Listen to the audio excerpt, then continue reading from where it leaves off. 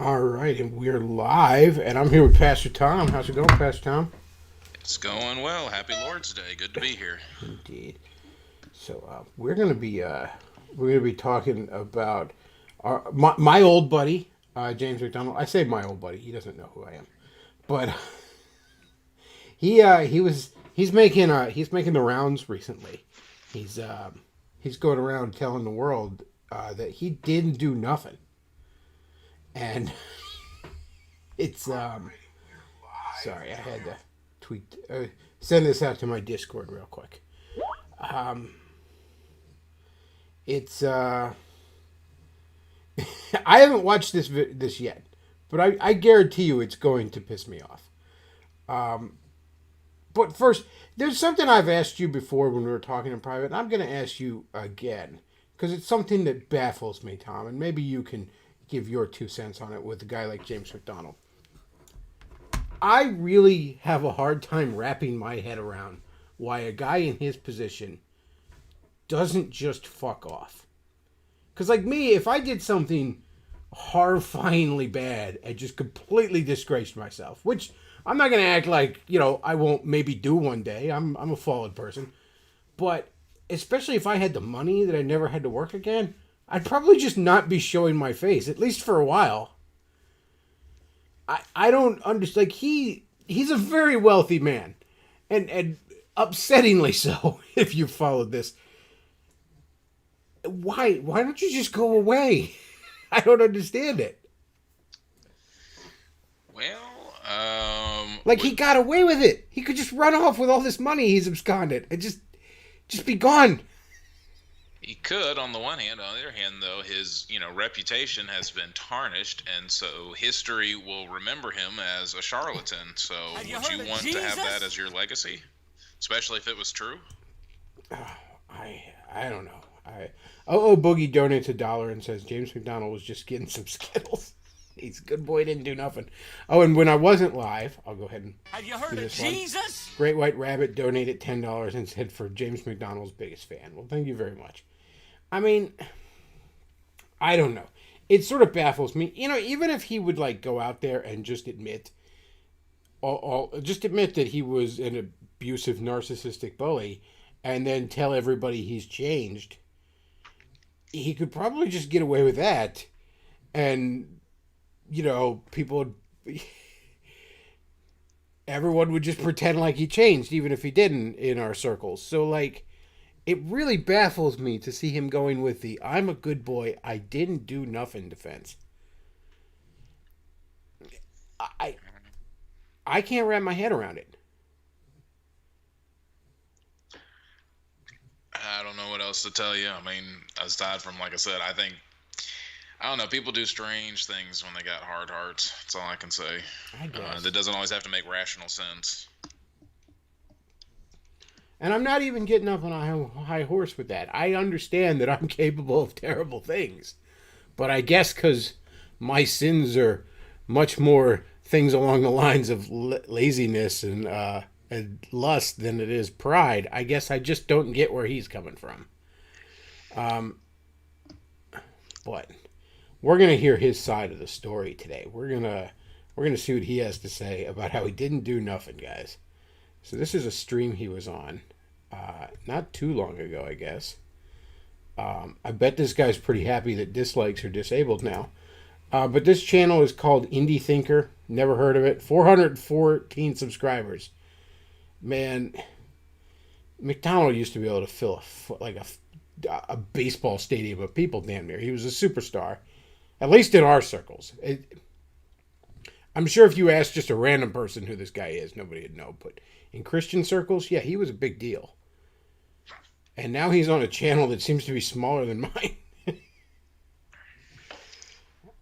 But we're both starting, so let's go ahead and start right at the same time here, Tom. Let me know. You ready? Yep. 3, All right, 2, 1. go. I think the guilty person in our culture doesn't get nuance, doesn't get benefit of the doubt, doesn't get an opportunity to explain. And I wish that the elders had have sat with me and reviewed it, even if the outcome had been the same. I think that it would have been more redemptive to talk to me and to give me an opportunity to explain just what was going on and where I was coming from. I love the Dateline music. Again, I don't wish that I was still at Harvest. I just wish that it had gone down a different way. Welcome to Indie Thinker with Reed Uberman. You're about to make the jump from the dishonest mainstream media into free and independent thought from key thought leaders on the subjects of culture, causes, politics, and faith. Welcome to Indie Thinker with Reed Uberman. I'm your host, Reed Uberman, and I am very, very excited to have a very special guest on today and a very compelling story that I'm excited for you guys to hear. So for 30 years, Dr. James McDonald served as the founding and senior pastor of Harvest Bible Chapel in Rolling Meadows, Illinois, one of the biggest churches in the U.S. with something like 15,000 in attendance on a weekly basis. And for more than 20 years, he was the Bible teacher of the broadcast ministry Walk in the Word, which I absolutely loved, by the way, listen to on a regular basis. He's also a founder of Vertical Worship, and of course, he's a prolific author of more than 15 books. Pastor James, thanks so much for being on today. Great. Thanks for the opportunity. Absolutely, man. So obviously, I wanted to have you on today so that we could catch up with what you're doing, but also so that we can wade into some waters that I know are a little bit testy. So I want to thank you right off the bat for being willing to have this conversation with me, because I know that some of what happened at Harvest Bible Chapel is still a little bit raw, and we don't want to pick at scabs, but also I think that there needs to be some other parts of the story that need to be told that maybe certainly my audience may not know, but maybe even people generally may not know. So I know this stuff is pretty raw, so I appreciate you being willing to jump in here and tell your side of the story. Right at the front, I just want to say, and I actually got this from you, which I thought was a very noble comment, that you're not interested in protecting your reputation, but you are interested in protecting the church. And I think that a lot of the one-sided storytelling that happens in the media, and then let's go as far as to say in activist journalism, can really cause collateral damage. All right, I'm at 2:39 for when we start back up. Yep. Okay, so there's already a lot of things to unpack here. Number one, the little clip they played at the beginning, a little teaser clip, like, without bringing up the other, like, articles and casting and all that, at least according to other sources, there were numerous meetings held on this subject before decisions were finally made. But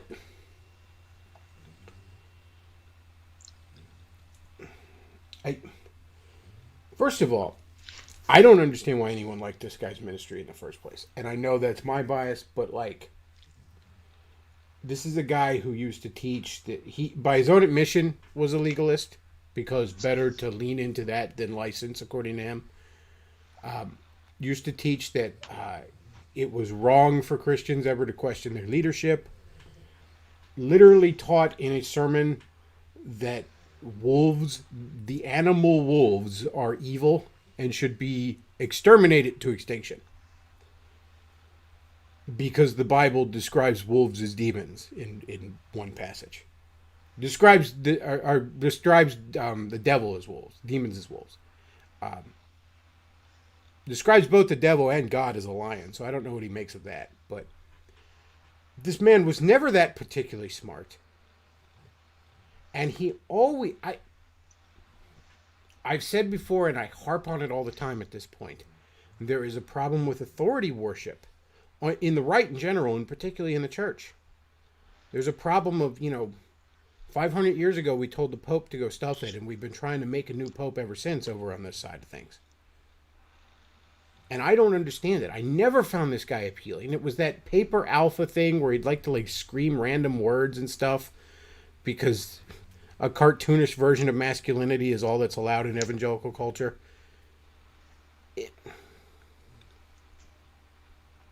I don't know. I really don't understand somebody that spent years listening to this man and was like, yeah, this is awesome.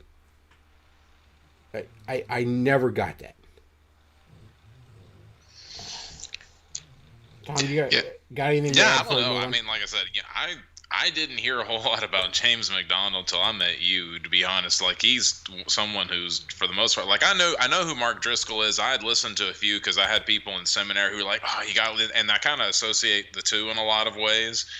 And I know they've had a number of interactions now, but and from the little bit that I've seen, I don't get it either. I don't know. It's nothing that he's really saying, really blows me away. Like, there's some, like, I can see why certain people would maybe like Matt Chandler, not now, but like back in his day, back in his heyday, like, I could kind of get it. I could get why people, but even like Driscoll, I don't know. I don't really get the appeal, aside from, like you were saying, that, so many leaders, Christian leaders, are kind of just weak and basically effeminate, that when you have someone who comes along and just is not that way, that I guess that's just appealing to enough people. And as far as authority worship, I just think there's a lot of people who just want to be told what to do. They don't want to take responsibility for their life. They don't want to actually think about it. They just well, tell me what to do. I don't really want to think. I don't want to do. Just tell me. And I think that's part of the problem. It's funny. I actually heard of Driscoll through McDonald. And I've heard a number of people that have heard McDonald through Driscoll. They were very tight.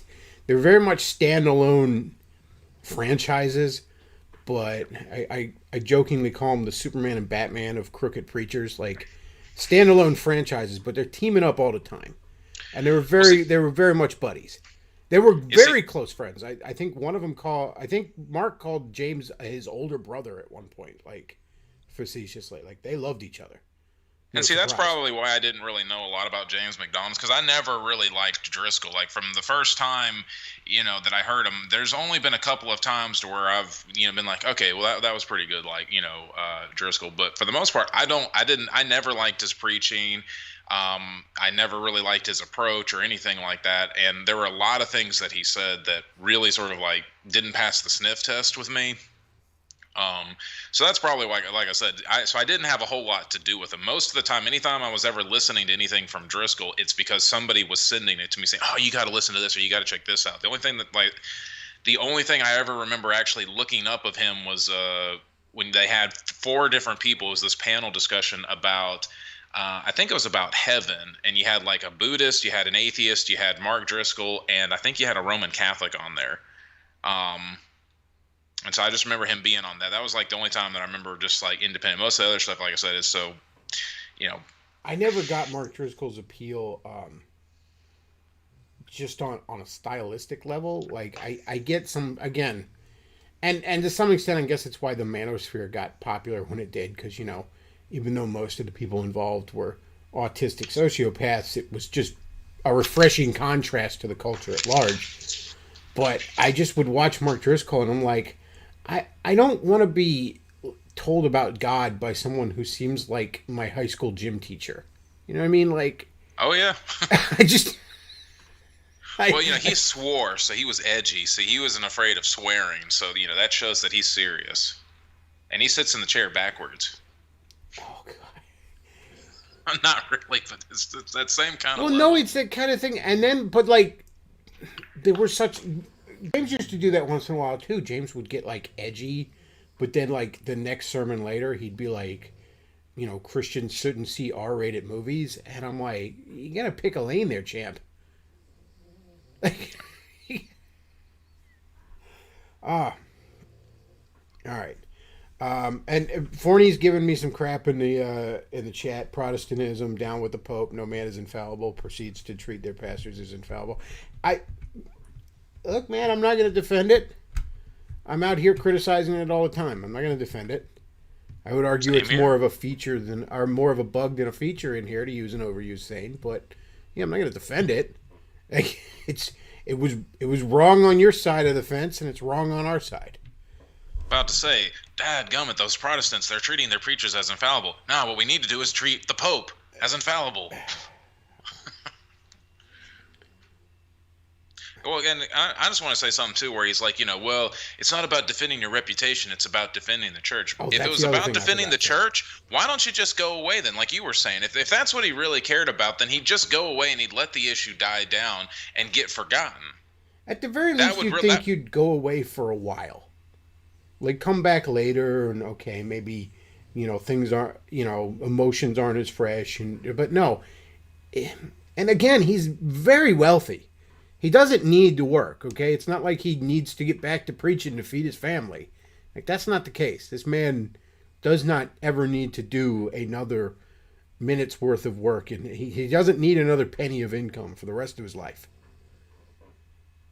So that's what I mean. And like I said, and if it's about defending the church, if you're even going to come back, which like I said, I would say just go away, just go away. But even if you were to come back, why even bother talking about it? If you're just to defend the church, you'd say, well, look, yes, I've got this issue, but I only want to talk about how good the church is and how this is not the norm or something. I mean, there's a bunch of different ways as opposed to trying to say, well, I didn't do anything wrong. It's I'm a good person, whatever, right? I mean, whatever he's going to say here. So I'm not buying this thing to where, well, it's not about me defending my reputation. It's about me, defending the church. It's like, well, no, because why else are you here, really? So he says, did he earn it or grift it? He grifted it. Let's be real. I've covered this on the show and all, but the amount of money he was making off of his church, the shocking quantities of cash, not just off of his books and his radio shows, which I don't begrudge a preacher that, because that's their intellectual property. After they give their sermon on Sunday, if they then want to leverage that sermon for other means, that's between them and the Lord. I don't begrudge them that. Well, I mean, here's the thing. A lot of with evangelicalism, which is kind of what he was, it really is a lot more about who rather than what or how you're really preaching. Because they will get pushed. A lot of these people will get pushed by other pastors, people in seminaries. When this person, it's like, okay, well, they're going to get their books, they're going to recommend their lectures, that kind of stuff. I mean, so there really is a whole big complex within evangelical culture that pushes people that they want to push, and likewise I would say would try to push out people that they don't want to push. Oh yeah, there's the evangelical industrial complex. I've also heard it called Big Eva. Yep. But yeah, it's there was recently a big scandal with what's the guy's name, David Jeremiah, who does one of these radio shows and has a big mega church out in California, I think. But, he was basically, he was buying, they'll, give away the book. Like, if you give us a $30 gift, we'll give you this book, which, last I checked, that's called, paying for a book. But I get that you have to play games for the IRS's sake. But he would, his ministry would buy those books wholesale from bookstores and then sell them at a slight markup for the ministry, and it was basically he's playing games to inflate his numbers of book sales. You know what I mean? Oh yeah, well, Driscoll did a similar thing. Yeah, Driscoll did that. I can't remember if McDonald ever did that or not, but it wouldn't surprise me. But I can't remember a time. But a lot of guys have been caught playing that game. The political publishing sphere, both right and left, plays that game a whole lot. Of course. But yeah, most political books are written as books by politicians or pundits are written basically as money laundering schemes. But anyways, let's go forward because this is a long stream and I do want to get through as much as we can. So I'm at 2:39. Let's go ahead and start up. All right. 3, Count us. 2, 1. And especially when I saw some of the Christian activist journalists that kind of attach themselves to this story and that typically attach themselves to these kind of stories, I really got burdened with it. And these guys, just generally speaking, and I know I'm painting with a broad brush here, but as I've waded through many of these stories, and the rise and fall of Mars Hill with Mark Driscoll, which is like the number one podcast for faith and spirituality right now, comes to mind, is that these activist journalists would have you believe, because they're only telling one side of the story, that the biggest issue in the church today is white pastors who have some implicit racial bias or bigotry against the LGBTQIA plus community, or that there's not enough female representation in churches. and they would have you believe that these are the big issues going on in the church today, rather than what I think after 18 years of ministry is really the same issue that's always been the issue that I've noticed is biblical illiteracy, is that people don't know how to truly develop a consistent and coherent. All right, I'm at 344. All right, so this is something that drives me nuts because, like, look, I get that, like, Julie Roars was one of the main people going after him, and she's obviously, certainly by evangelical standards, very left. And you can say what you want about her. I know Pastor Tom's no fan of her. And even I admit she's obnoxiously blue-pilled on a lot of stuff. But this is one of those things where it's like, I see this a lot. I saw this with another bald Canadian that got a lot of criticism. Where, yeah, but the guy that made fun of me is fat. And he likes Mega Man. It's like, okay, yeah, cool. I suck. That's fine. But that doesn't negate anything I said. And nobody was going after him because he didn't like black people or so. Nobody, I don't know of anyone that ever accused him of that. I don't know of anyone that accused this man of racism. I literally, maybe someone did. It is a current year after all. I never heard it. As for the LGBTQ elemental P stuff, I heard a lot of people go after Mark for that. A lot of people go after every Christian for that. You know, fine, but that's not what brought you down, Mark. If anything, that was a shield you got to use for a long time to say that all my criticism. And I really don't even remember McDonald butting heads with the alphabet group that often. I mean, I know he said stuff against it and all, but I don't think he pinged on their radar very much. Not that I recall. Did he say stuff against it when it wasn't convenient, or did he say stuff against it back in like 2010 or 2009 or something? Right? I mean, there's a big difference between talking about it, you know, nowadays versus talking about it back then. Even back then, yeah, it was still a little bit testy, but you could get away with a whole lot back then. You might get like showed on the radio, but for the most part, a lot of evangelical circles are still a very, very safe place to go after the homos. Like, you know, when you're on Christian radio and all, you're not going to get into it. It'd be a lot more of a third rail if you went after single moms than gay people. Yeah. In evangelical circles. Yep. So no, nobody brought down James McDonald because he doesn't like the gays. And certainly him being racist, this is the first time I'm hearing anybody complain about that. So let's not hide behind this shield. Well, they're just trying to bring me down because I'm so based. Come on. John Steele sends a super chat. Says, what percentage of Christian pastors excuse/accept homos, lesbians, trannies, etc.? I don't know, man. I mean, you know, there's sections of conservative Christianity that, if anything, harp on it way too much and maybe don't focus on other things. And then there's, you know, old Protestant denominations that have a lesbian pastor now. So I don't know. It depends on what corner you're looking at. Yep. I'm not convinced it's any more than the general population, to be honest. Again, there's certain sections of it that, the more conservative sections of it, they love it. It's still largely safe for them, except on social media. And then the other sections, I mean, you know, I don't know. I don't know, but that's not what brought James down one way or another. No, this is trying to, you know, couch a particular issue, particular scandal in these larger, you know, socio-political issues as a shield, you know, like you were saying. And there's lots of people who will do this, you know. I mean, again, this is something that politicians will do, you know. This is something all the time. And that you're right. It's, you know, no one's mad at him because, you know, oh, well, he's white, or no one's thinking that he's a, you know, bad pastor. He's disqualified because of anything they said against homosexuality or any of that kind of stuff. That's not what was going on. Yeah, and again, the racism thing, I've literally never heard that about him. I kind of wonder here, if he wasn't brought down, if he wouldn't be going along those same lines. If he wouldn't be following in the Matt Chandlers and the David Platts along those lines, if he hadn't been brought down. Yeah, I guess the BLM stuff really hadn't, I mean, it was kind of around before he got brought down, but it hadn't really reached its full end of the, you know, George Floyd crescendo of madness.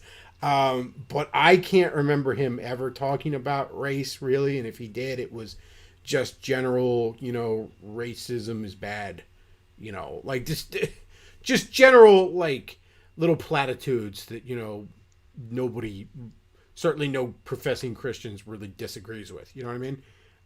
But I can't remember him ever getting into that issue one way or another. So yeah, BLM didn't take James McDonald down. Okay, the Pink Mafia didn't take James McDonald down. Nobody took James McDonald down because he doesn't approve of women preachers. That's not what happened. Okay, and you can point to every dumb blue-pilled belief Julie Rohr's ever had, but that doesn't mean that's why she was. That doesn't mean that anybody brought that up about you, James. Well, and there were people who don't have those beliefs who were expressing the same thoughts on James McDonald. Just like there's, people who didn't have all those beliefs who were expressing the same thoughts when it comes to Mark Driscoll. Yeah, I'm pretty far to the right on a lot of issues. I'm certainly further right than Julie Rohr's, and on a few issues, I'm probably further right than McDonald. And I think he's scum. So I don't know that this is the people again. What is it with bald Canadians in doing this? I don't know. All right. Let's go ahead and we haven't even gotten to James talking really. I don't like this this guy that I'm getting slight gay vibes off, if I'm being honest with you, but it's probably just his shirt. All right, so we're at 3:44. Start at 3, 2, 1. Christian worldview. They don't know how to engage the truth and operate in the truth by and large. And perhaps some of that blame lies at the feet of church and pastors. But nonetheless, I feel like one-sided storytelling really does create a problematic issue for the way in which people view Christianity, the way in which people view pastors, the way in which people view the church. And I feel like we need to tell the other side of the story. So I was told a long time ago to beware of one hand clapping. Whenever you see that, something's wrong. And so I'm happy today to have you come and share maybe the other side of that story, the other hand to that clap, so that we can engage the truth, and then we can think for ourselves about these issues rather than what's just been kind of shoved down our throat. Before we jump into Harvest Bible Chapel, why you were forced to leave there and some of the issues there, I want to just start right now with what you're doing. So in the wake of you resigning and being fired from Harvest Bible Chapel, you are now in the process of doing some things in ministry. So tell us a little bit about what you're involved in. Please tell us, James. Well, on the anniversary of my exit from Harvest, February 2020, I started 40 days of prayer and fasting, just seeking the Lord about I needed to get on into what the Lord had for me next. And so I started a online, you can still see the 40 Instagram posts, which was a devotional from Isaiah 40. And, have you heard of Jesus? Just comfort my people, declares the Lord, and all the things that are declared there in the first 5 verses. We spent like 40 days on it. It's just so awesome what's there.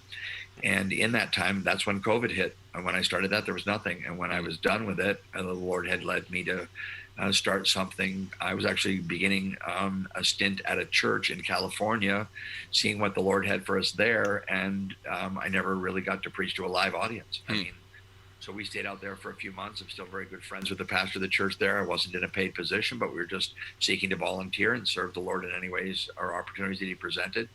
And I started something called the Home Church Network, which now has, I think, many thousand people have subscribed to receive the weekly feed of a worship preaching thing that comes into their home. And we're doing training, helping people know how to take that content and share it with their neighbors and the people in their neighborhood and lead people to Christ and disciple them.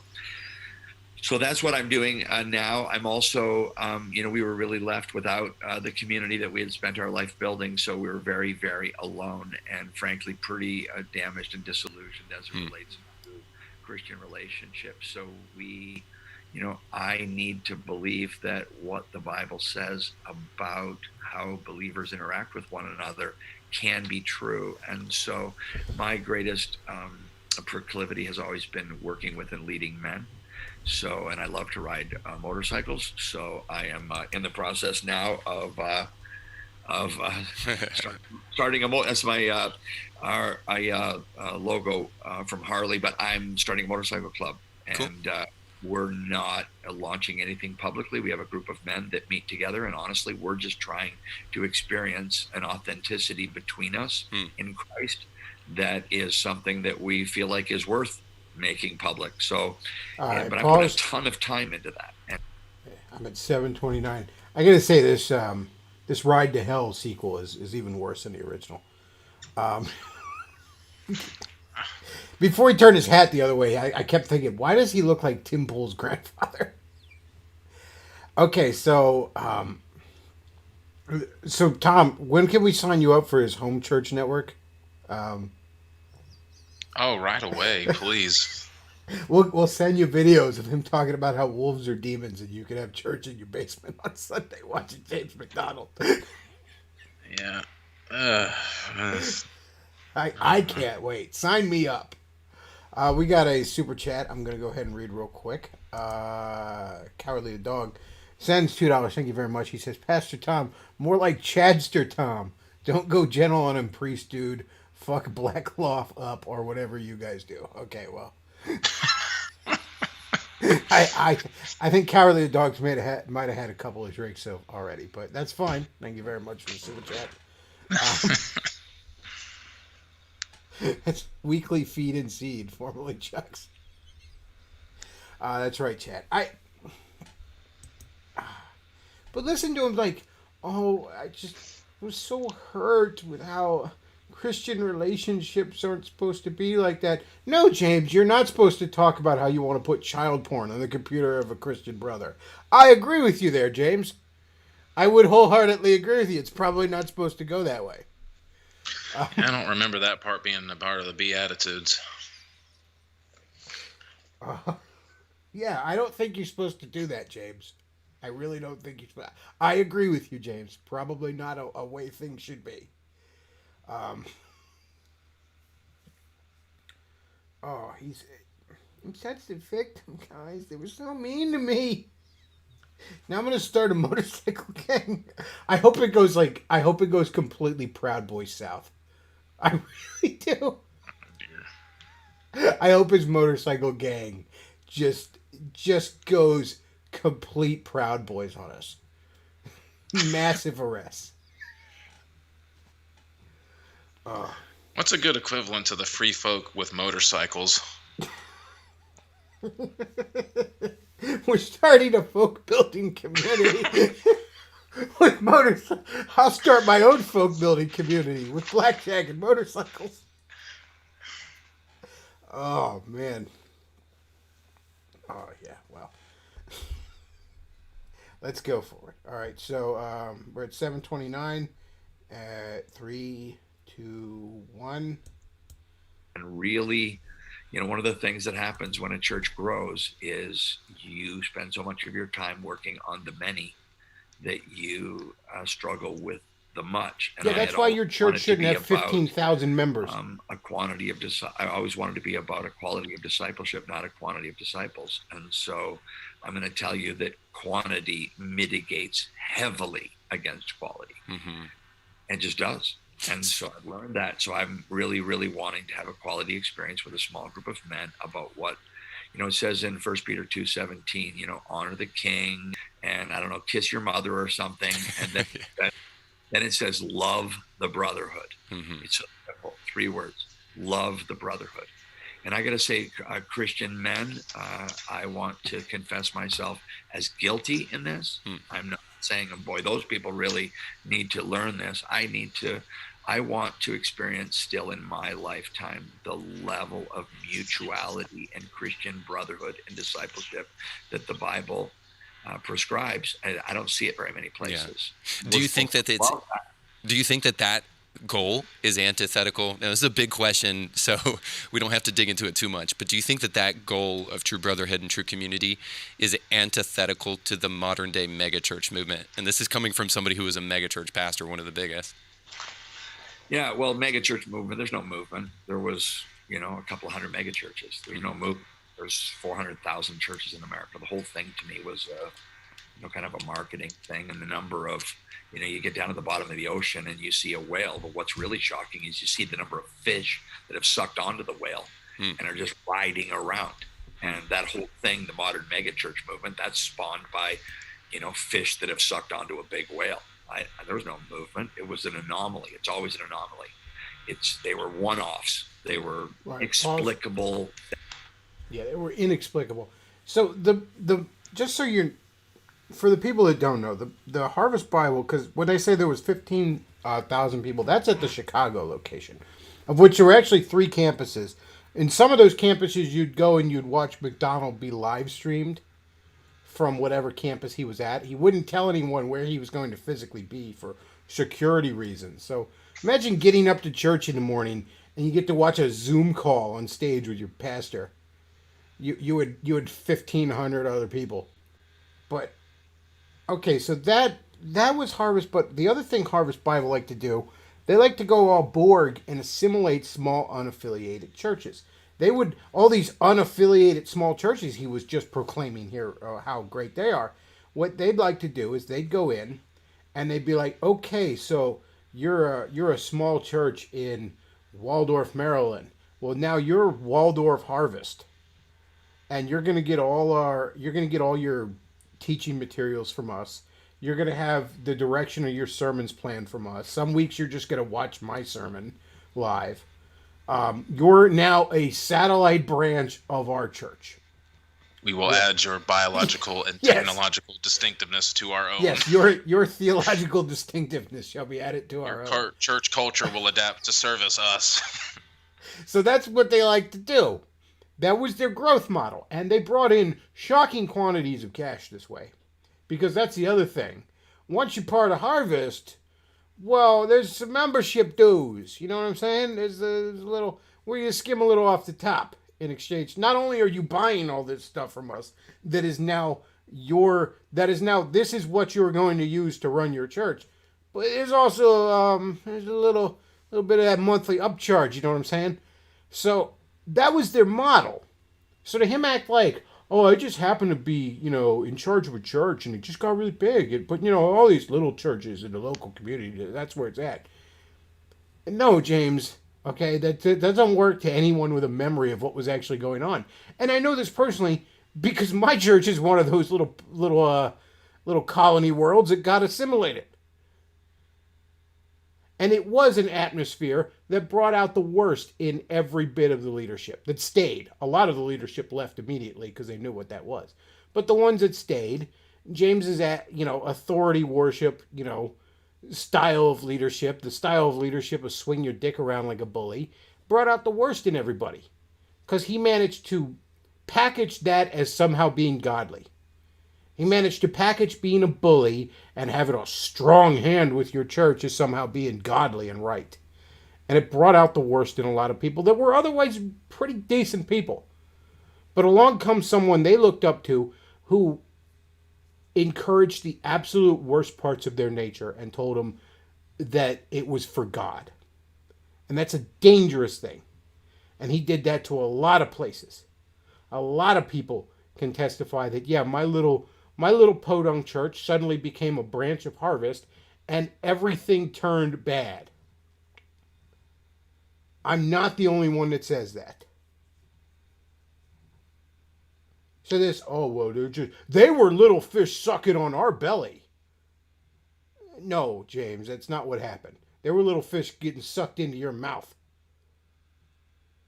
I was about to say, you wouldn't you have to approach them first? It's not like they were. I'm guessing not all of these churches were approaching Harvest and saying, hey, we want to come on. They, I'm sure in some cases the Harvest was approaching them. A lot of these churches were probably content doing their own thing for a while. Forney says, just call it is what it is. Church franchises. Exactly. Yeah. It's turning a little diner into a McDonald's. It's essentially creating the Catholic Church all over again. He's basically wanting to make himself a bishop. He did. He was trying to recreate the Catholic Church. That's exactly what he was doing.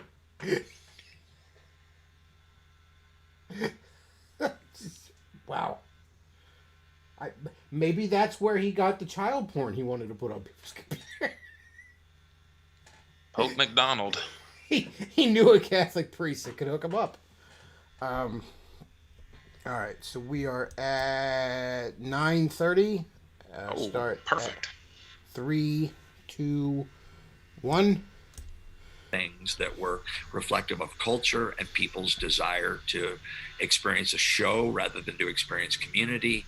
And my show was very biblical, but it was still Absolutely. a big production. It was a big production. It's very, very high impact. What we called earth-shattering, window-rattling, life-altering church. And everything was about putting that in front of people every week. And when you really get that going, you can't order enough chairs. But it's very hard, and there's a lot of cost involved with it. And the cost of all of that did not affect me well. I've wondered a lot about the cost of that.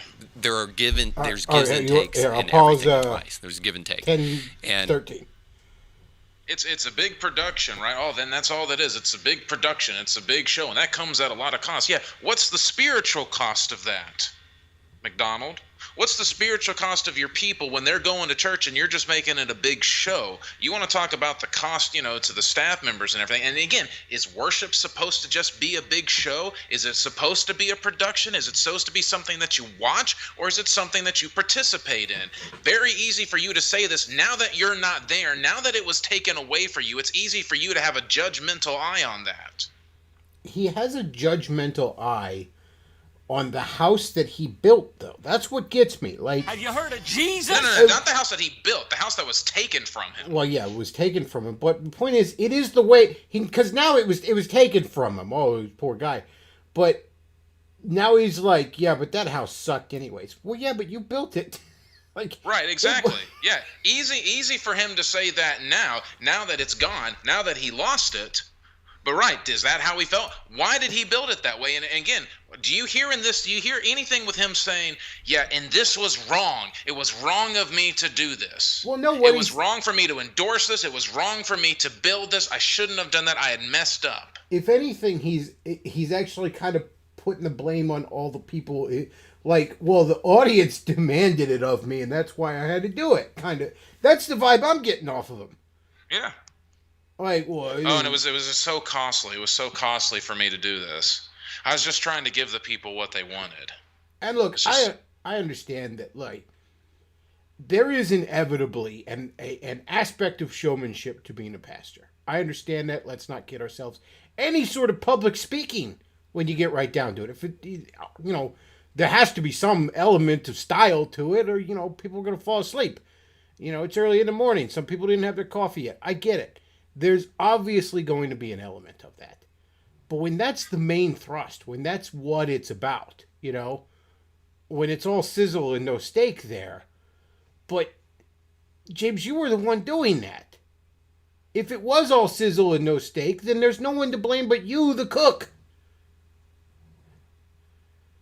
Exactly, and you're right. There is an element there, and I mean, again, you can see this with my live streams. There's a reason why we use different camera angles. There's a reason why, I've worked with the people to try to sync it up, and why I get frustrated when it gets unsynced. There's a reason why, even though unsuccessfully, try to make the audio sound good. So yeah, that like you're saying, that element does have to be there. So it is in one sense there. You can look at it and say there are similarities between a production, but the point is that for genuine worship, you want it to be crafted in such a way in which the people are participating. They're not worshiping vicariously through the people on stage.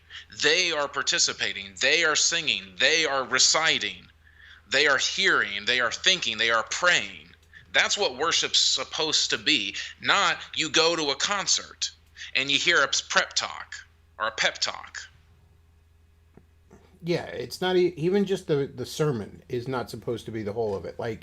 You can listen to sermons on the radio when you're in the car, and that's not the same thing as going to church. It's good to do. I like to do it a lot, but it's not the same thing as going to church. Boogie sends $1 and says those small churches didn't want it. They shouldn't have been dressed like that. Somebody in the chat says, "Harvest your wallet, Bible Chapel."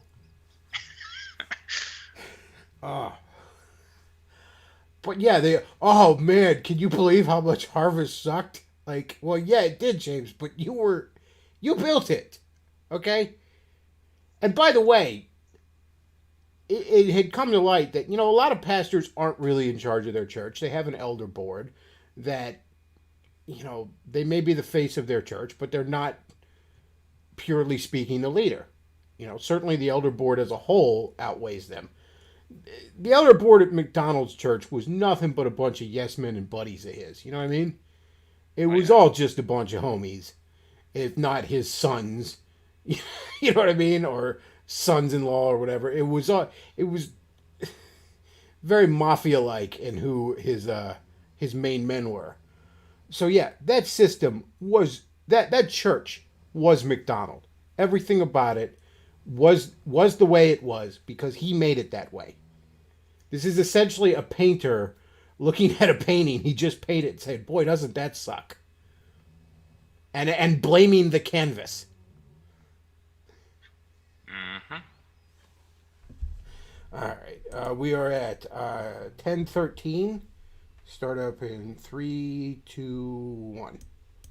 Now, I'm wondering how quickly true community becomes one of those things that you're willing to give up in the process of the megachurch. Well, anomaly, if we use your language, in the megachurch anomaly, how quickly that becomes the thing that we're willing to push to the wayside for the sake of other things that are produced. So, I mean, I don't know, but Nothing has ever pushed. I just would tell you, Reed, I can't believe you want to know what I think about anything. So I'm blessed by that. And I'm not trying to contradict you, brother. We had a beautiful prayer time before we started here.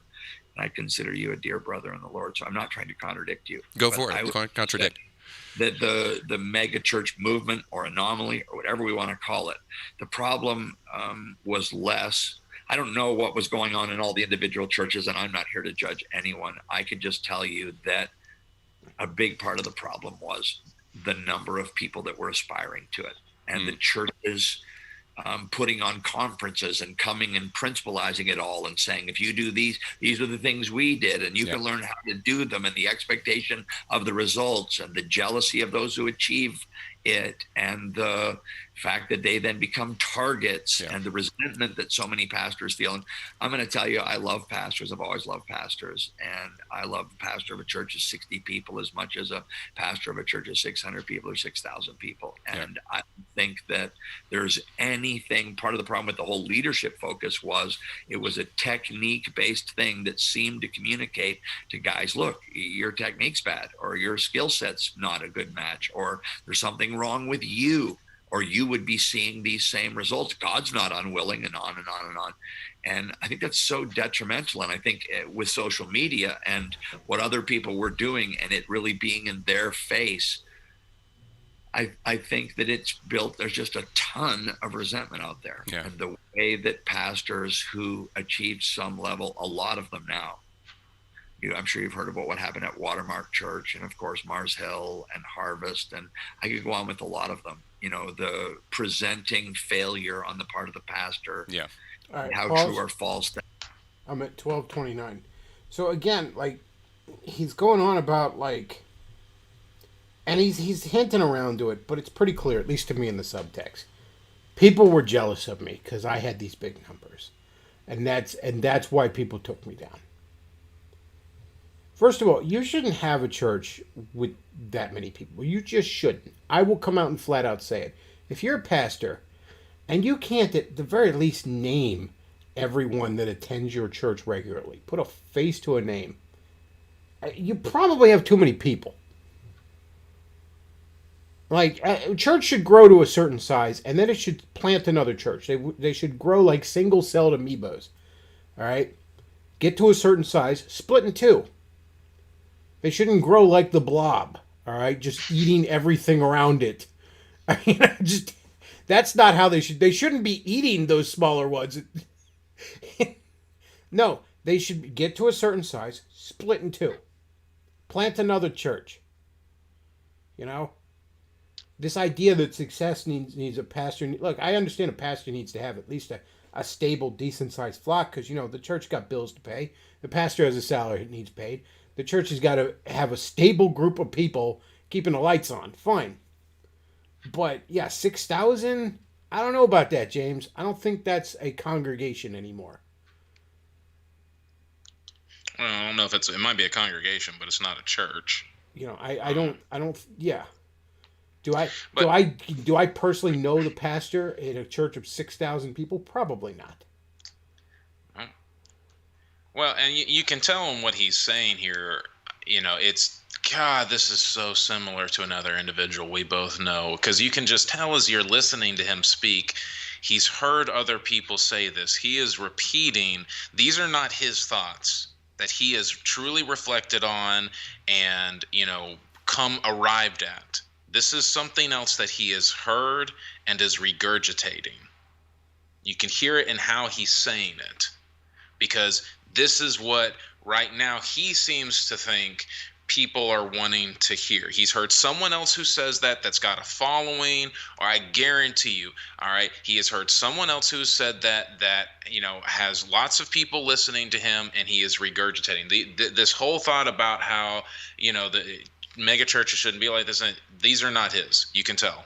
He's not arrived at these himself. He is just repeating what has been told to him. And this idea that like mega churches are just anomalies. It's just some churches just get big, and what's the big deal? All these churches are independent.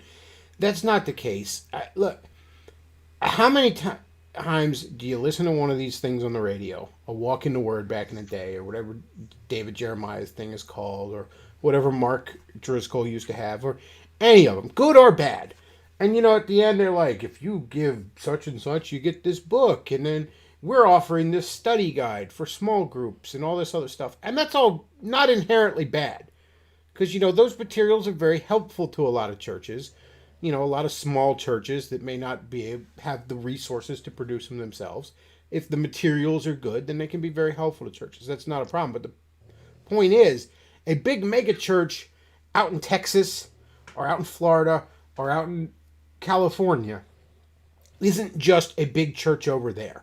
It's a thing that often has a radio show that's nationwide, if not worldwide.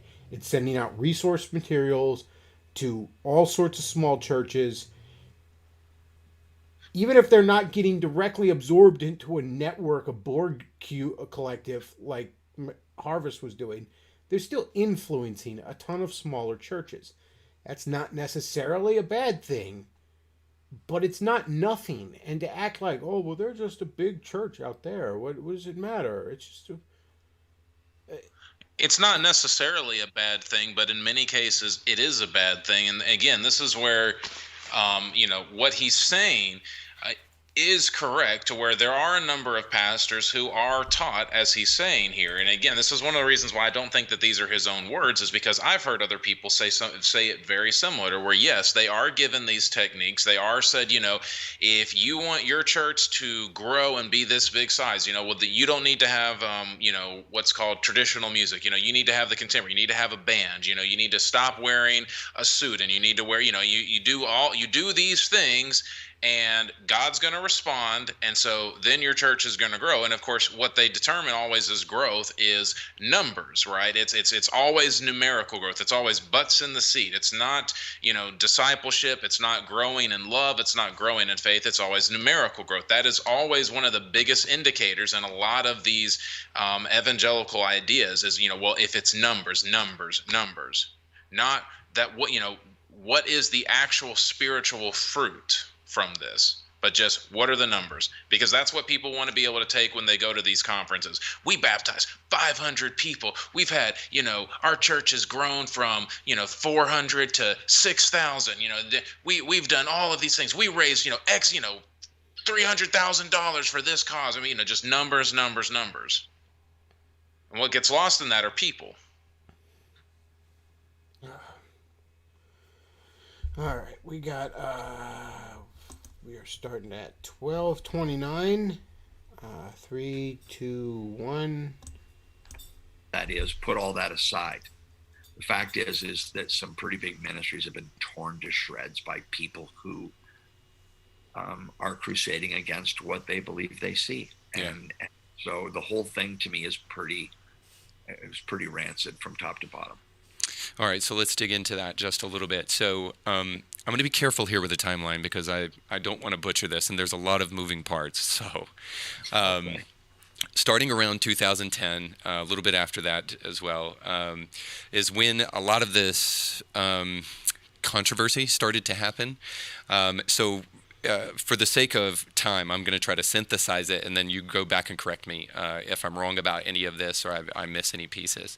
So there started to be some financial issues at Harvest Bible Church. And again, if this is not fair, you tell me. Would you rather if I just gave it to you? Because I have it. Okay, sure. Go ahead.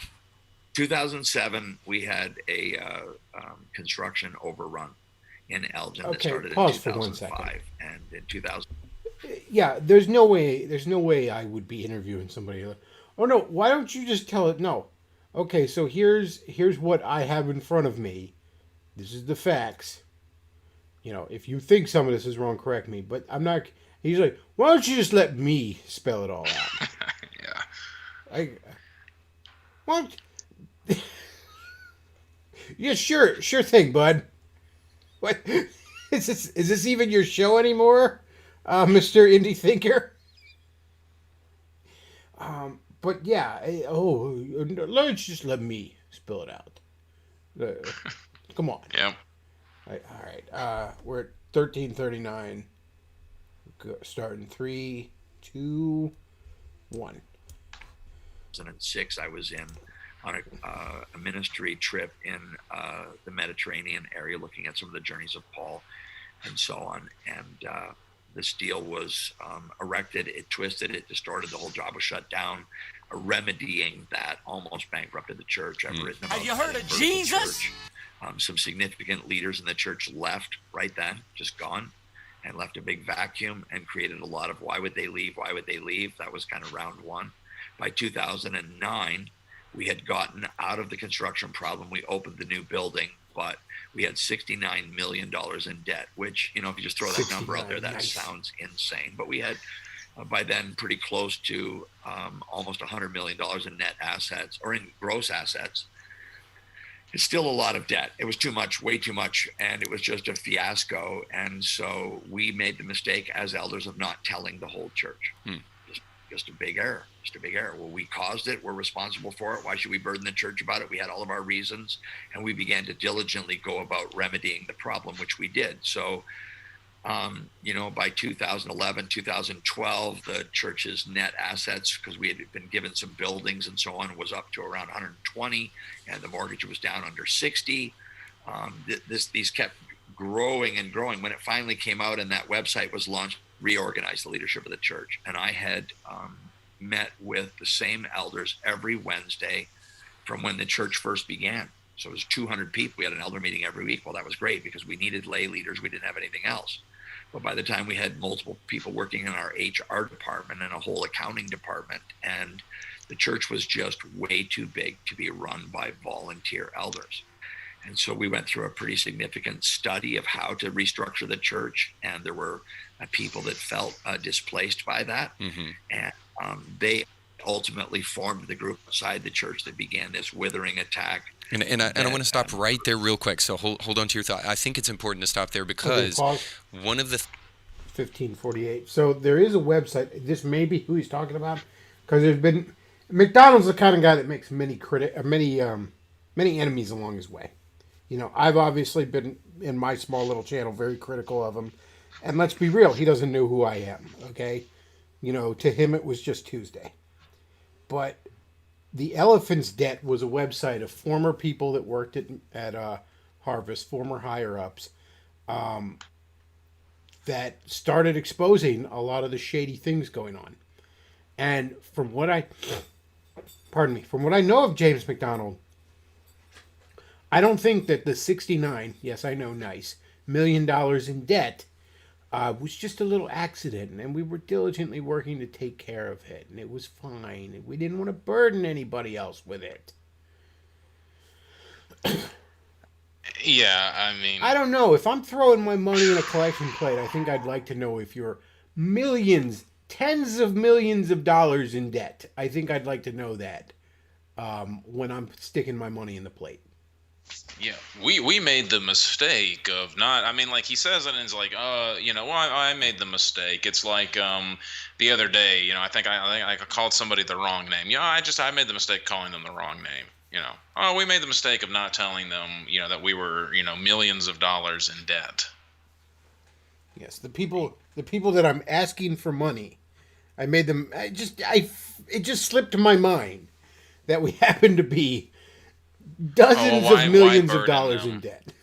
Why burden them? Well, because they need to know. I mean, and see, it's just the lack of transparency there, man. That's a bad son, right there. Why isn't all of this being brought forward in business meetings? Why isn't all of this being brought forward, in annual meetings and budgetary meetings? Because the church is just too big for you to be able to effectively do this, to communicate this to everybody. So maybe that should tell you something, that rather than restructuring the whole church, which displaced a lot of people, it should tell you something that you're too big, that you're trying to do something that you really don't need to be doing. Yeah, if a construction project leaves you $69 million in debt, maybe you didn't need to be doing it, okay? Maybe you didn't need to be building like a madman who just typed a cheat code into The Sims, all right? Maybe you don't need to do that then. This isn't like some basic thing that the church had to go into debt for. This is... If ever we needed Dave Ramsey to burst through the wall like a Kool-Aid man and put a stop to something, it was right then and there.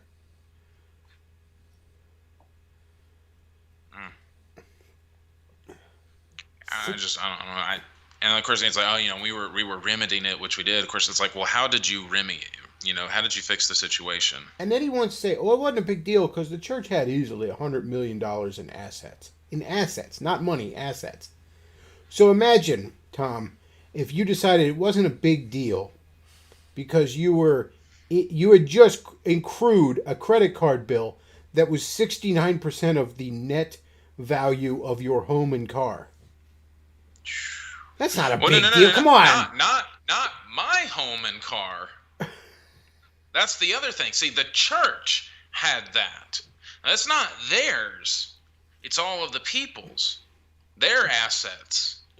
But 69% of your net assets. I mean, what you're describing is bad enough, but it's even worse because at least in that instance, it's my car, my home. But see, this was not their stuff. It's not their assets. This was the church's assets. So essentially, who is it supposed to be? It's supposed to be God's assets.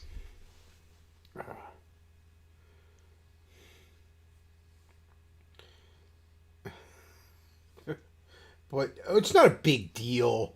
It's not a big deal. It's just 70% of the total value of this institution.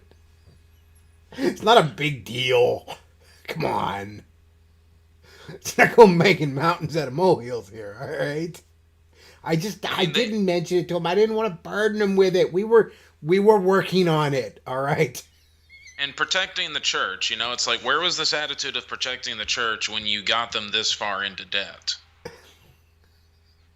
And of course, where were all of the mechanisms stopping, saying, wait a minute, how did you get that far into debt? You don't just get $69 million into debt. By the way, I don't know, because this was obviously a little later, but some of the things that Harvest owns, for example, they own some sort of private hunting ground where James can go hunt deers. For example, that's one of the things that was... but they can also do, I guess, Christian retreats there or something. Hopefully not at the same time. I guess James, says praise Jesus before he puts a bullet in this poor dumb animal's head. I guess. I don't know. Senate in Chief sends $20. Thank you very much for that. That'll help with my $69 million in debt. The pastor and the pervert both all of that, and you can't get a new computer? Jeez Louise. Well, nobody's going to give me another loan when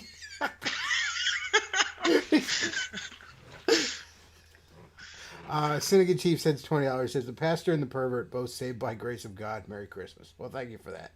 Although I'm not a pastor, so I don't know why you said that. True story, yeah.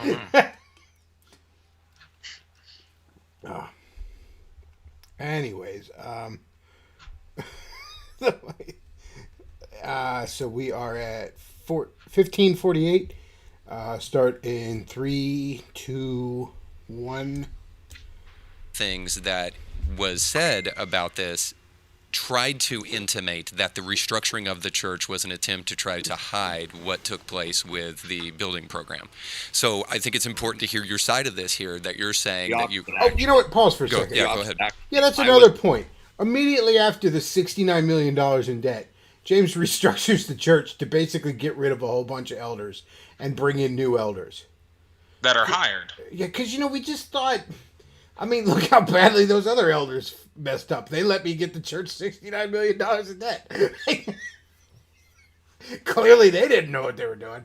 But, yeah, that doesn't maybe just feel like, you know what, maybe I just need to get some more yes men in here. And maybe that's not why he was doing it. But it certainly seems this way. Yeah, it doesn't look good. On a side note, the pastor and the pervert sounds like a great modern take on the Prince and the Pauper. Just because we look identical, so we're going to trade places for a while. Right. That's not a bad story idea. That's a terror house prom if I ever heard one. So we are at 16:05. Start in 3, 2, 1. I'm like hyper disclosing. My biggest concern on this recording this podcast is that I would say too much. I'm not Anytime. I don't ever cover anything. Yeah. And I don't believe in that. And I don't.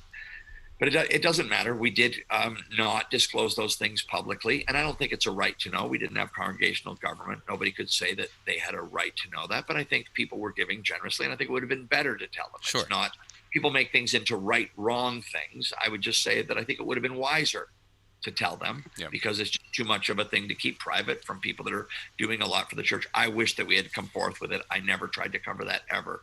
The restructuring was actually because I was completely overwhelmed with the leadership of the church. And if you think about complexity as a ladder, Reed, I had, truck drivers and ice cream scoopers ascending the ladder of complexity to come into our elder meeting. Yeah. It was the most complex thing we ever dealt with. I needed elders who were godly and qualified in every way, but who were working in career environments where handling the questions that we were asking was easy for them.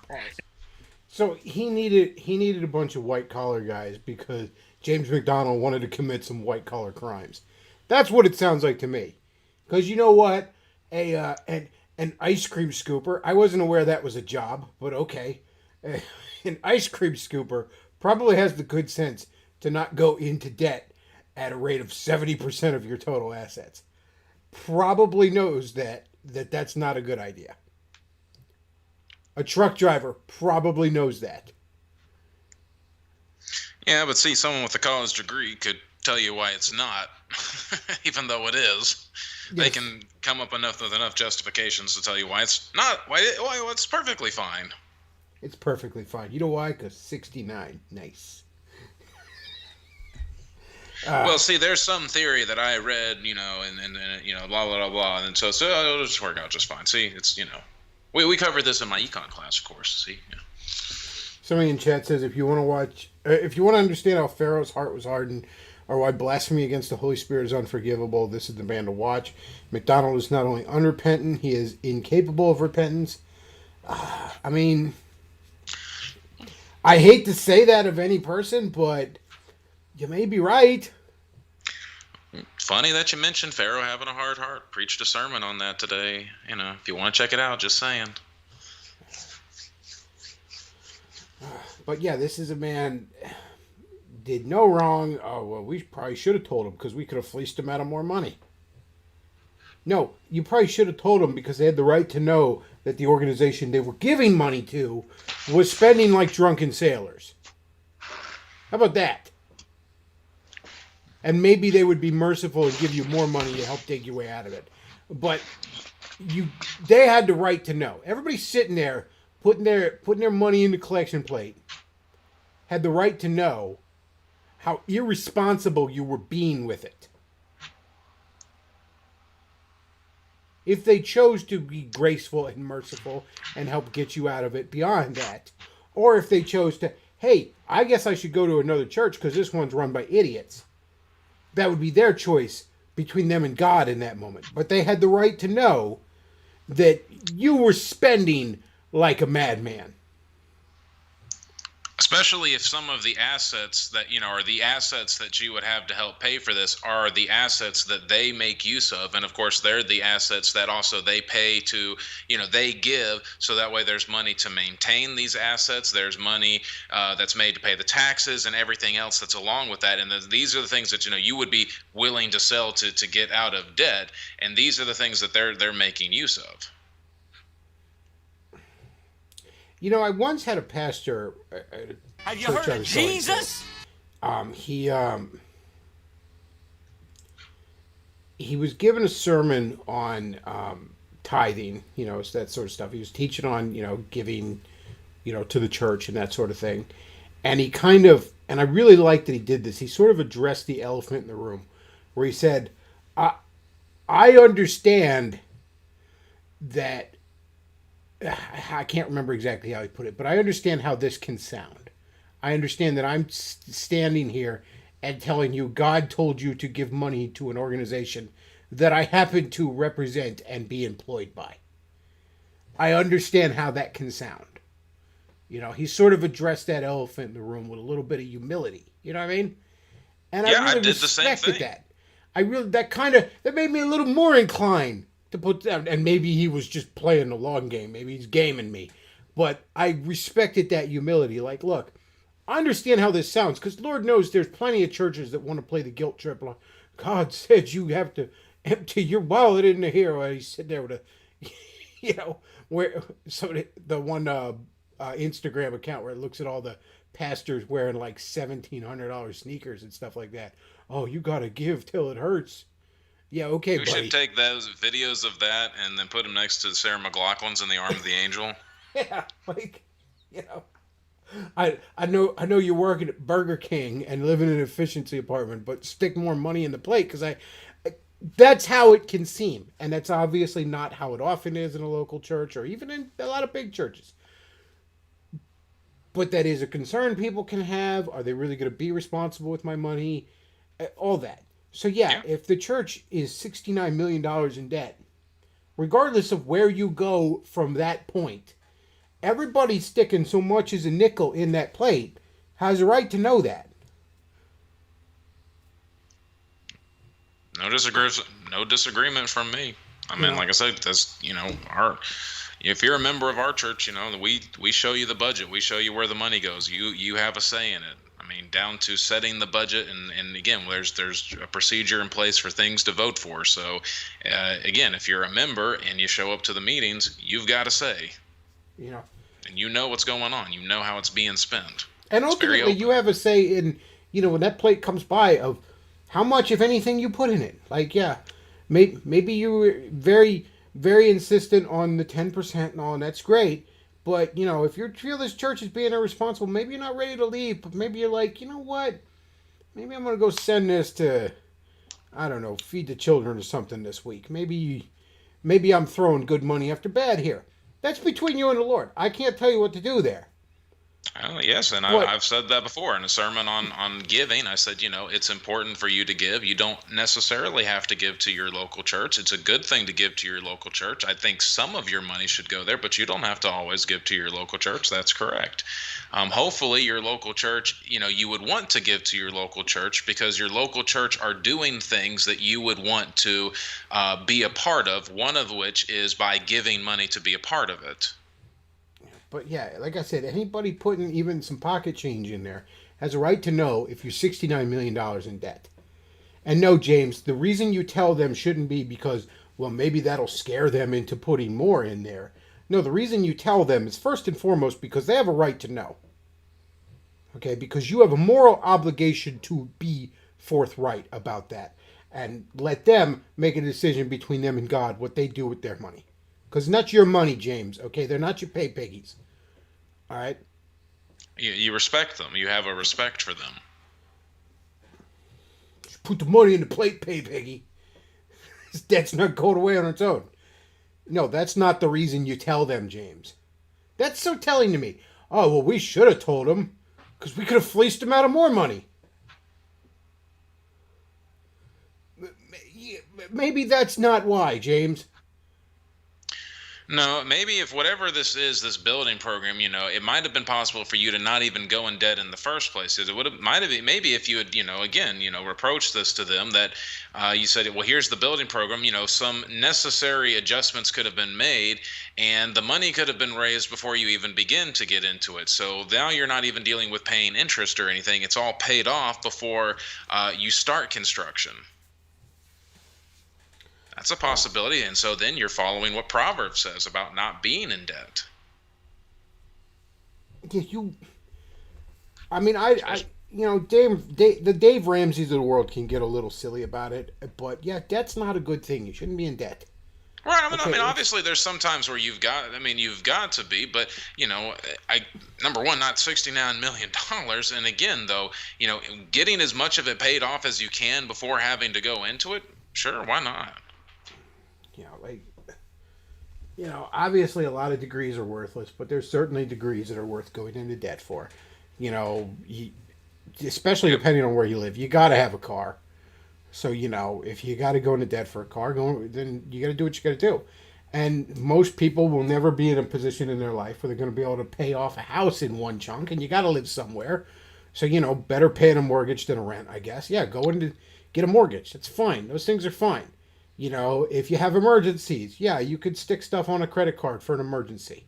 You know what I mean? That you be reasonable about it. But yeah, I don't know that any of this sounded reasonable, James. And certainly not telling people that are paying your salary essentially was especially not reasonable. Was not defendable. We should have told them though, because then we could have fleeced them out of more money. Oh. That's really where you go with it. That's the lesson you learned, huh, James? All right, we're at 17:14. Let's go ahead and start up again in 3, 2, 1. Now, men are not really good at accepting the news that their career has not. It may have been suitable for you to be a governing participant in a church of 500, but by the time the church was 5,000 or 10,000, by the time the budgets were in the tens of millions, it was just too complex. Yep. It's just too complex. And so the people that had to, the music stopped and there was no chair for them, they didn't handle that great. Right. And we tried our best, but I'm just saying that in my experience, giving a volunteer person the title of elder, along with the called, seminary-trained, life-committed people, it's a false equivalency that sets the stage for them holding that too tightly. Pause for a second. Look, I freely admit I'm not running a church, but while I would like an elder board at a church I have to have some guys that went to seminary and all that stuff, I also want an elder board to have just a family man who's going to church his whole life and worked construction. All right? I think he ought to be there too, because I think he has a certain perspective that the good little boys who went to seminary maybe don't have. So yeah, I do think that the working man who is just a good, honorable, godly man. I don't have the verse in front of me, Tom, and you went to school for this, so maybe you'd know, but in the qualifications for elders, I don't believe went to seminary was listed. Yeah, no, I'm looking that up right now. If anyone aspires to be an overseer and desires a noble work, an overseer must therefore be reproached, the husband of one wife, self-controlled, sensible, respectable, hospitable, able to teach, not an excessive drinker, not a bully, but gentle, not quarrelsome, not greedy. He must manage his own household competently and have his children under his control with all dignity. If anyone does not know how to manage his own household, how will he take care of God's church? He must not be a new convert or might become conceited and incur the same condemnation as the devil. Furthermore, he must have a good reputation among outsiders so that he does not fall into the trap of disgrace. He does not fall into disgrace and the devil's trap. Yeah, I don't see anything in there about seminary. And isn't the whole point of having group of elders as opposed to one guy being in charge, isn't at least part of the point there that you have men of different temperaments and outlooks and experiences on life who will see whatever issue you're dealing with from different angles? You know, you and I both watched Star Trek a lot when we were younger, you know, The Next Generation and all. And some of my favorite scenes were, you know, those moments in the meeting room beside the bridge where you got all the senior officers, because, you know, they're all very archetypical characters, you know, and they're all talking about what to do with this problem. You know, Worf thinks we should blow it up, and Data wants to scan it, and Geordi wants to have sex with. To sleep with Geordi wants to have sex with the ship, and but everybody's got a different idea there, you know, and we're all gonna have a meeting and talk about what to do, you know. But those are some of the best moments of that show because you have all these archetypical characters playing off each other, discussing a problem. But that's kind of the point of having a group. So, yeah, I don't know. Whoa, we can't have those truck drivers and stuff. What do they know about being $70 million in debt? We need to get somebody who got a seminary degree because they know about having a mountain of debt. Well, and I mean, again, right, even if you were going to go down this particular pathway, right, why would it be seminary people? Why wouldn't it be someone who, you know, is someone who is trained as a business person, someone who, you know, whose part of their job is managing and budgeting money of these high degrees, right? I mean, because I don't know what seminary he went to, but mine didn't cover managing budgets to that degree. You must not have had Dave Ramsey as one of your teachers. No, I mean, you know, like I said, I had a budgeting class. Sure, I had, you know, that type of class, but it didn't deal with any of that kind of stuff. So. I mean, you know, why not someone who has maybe that type of qualification? Of course, again, even still, what you could do is you could hire a consultant, right? So you don't have to completely restructure the church and say, well, you know, we can't have this person as an elder. You can hire someone as a consultant as part of the church to consult the elders on how to do this, on how to manage budgets like this. So what's wrong with doing that? What's wrong with having, or you may not even have to hire someone. Church as big as that, there's probably someone in your church who knows that. And so you can ask them and they'd come in and lead a course for free, educating them on how to do it, helping them out, giving their insight. So I'm not buying this whole thing. Well, you know, we just couldn't have these guys doing this. Well, you know, it's just not qualified. And again, like I said, since when does a seminary degree qualify you to manage that kind of money? And once again, getting back to the problem, well, maybe you're getting too big. Maybe the church was never meant to be that big. Yeah, local church, I mean. You know, if you want to reach tens of millions of people and all, then again, you have your sermon, which is a pastor that's your intellectual property. You can leverage that. You can have your radio show. I've said numerous times, I don't begrudge James McDonald making even millions of dollars off of Walking the Word. Because what does Walking the Word need to do as a quote-unquote ministry? It needs to buy airtime and play the sermons. That's it. Okay? So you need a very small staff for that. You need to buy airtime. After that, whatever money you're making, James, that's between you and God. All right? Same with your book sales and stuff like that. Fine. But no, the church shouldn't be dealing with tens of millions of dollars. It shouldn't have thousands or hundreds of thousands of members. That's not even a church at that point. That is bloated to the size of being something else entirely. And it should just not be that big, James. I mean, not to the degree of 69 million. You know, you can maybe, I mean, you know, couple of million at most in some cases, or, you know, 5 million something. But no, I mean, it's starting to really alter what it is. And again, you know, there are other organizations that are able to do some of these things and are able to help do them effectively, and are also able to maintain transparency throughout. It is possible to do this. It's not one of these things to where, well, it's just so big, you see, you just can't do this. You know, you just don't understand. No, there are organizations that can do this and do this. Somebody says he's describing burning people in a Ponzi scheme as if it's their fault. I mean, basically. Well, and what he's also setting up, right, is, well, see, we got too big and complex, so we had to hire more qualified people. And so what happened is that these unqualified people, they got mad, and so they started bad-mouthing the church, is essentially how it sounds like to me that he's setting up. Oh, yeah. They were just mad because I got rid of them because they weren't good enough. And so they were just mad. Well, you know what, James? Maybe they were mad. But even if they were mad, does that make anything they said less true? Again, coming back to that, well, he's fat and he likes Mega Man. Okay, fine. But you still joined a pagan cult. All right? So, maybe they are really, really mad and bitter, but you're still $69 million in debt for really stupid reasons.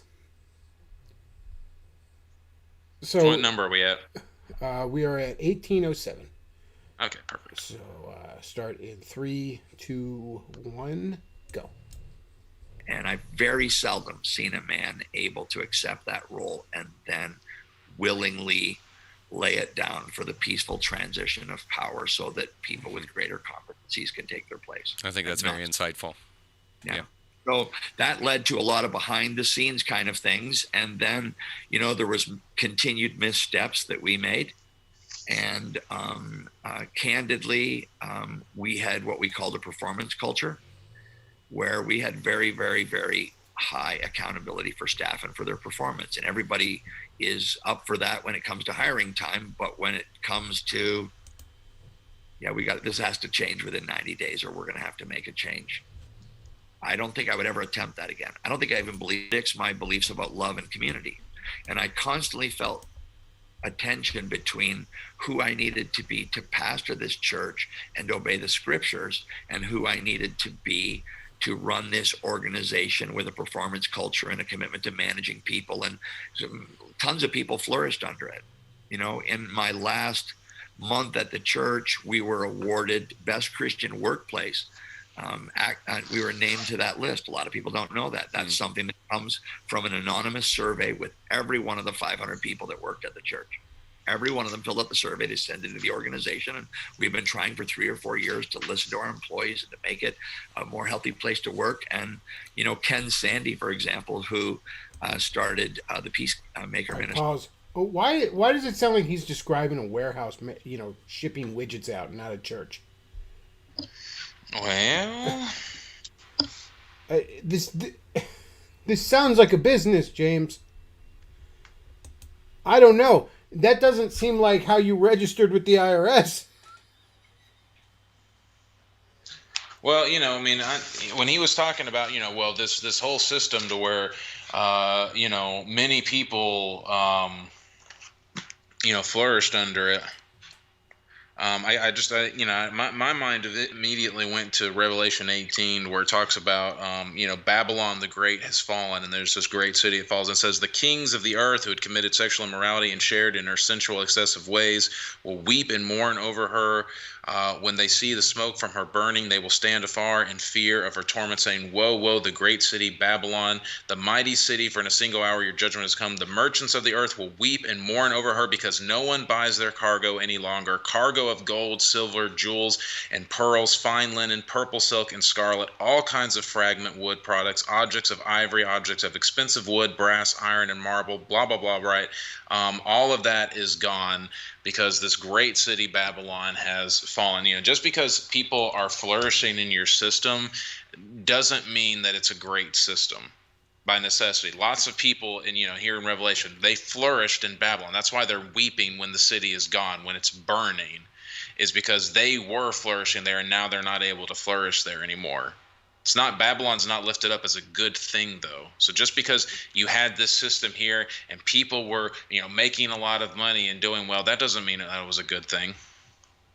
And again, I make a distinction between his Walk in the Word organization, ministry, and its church.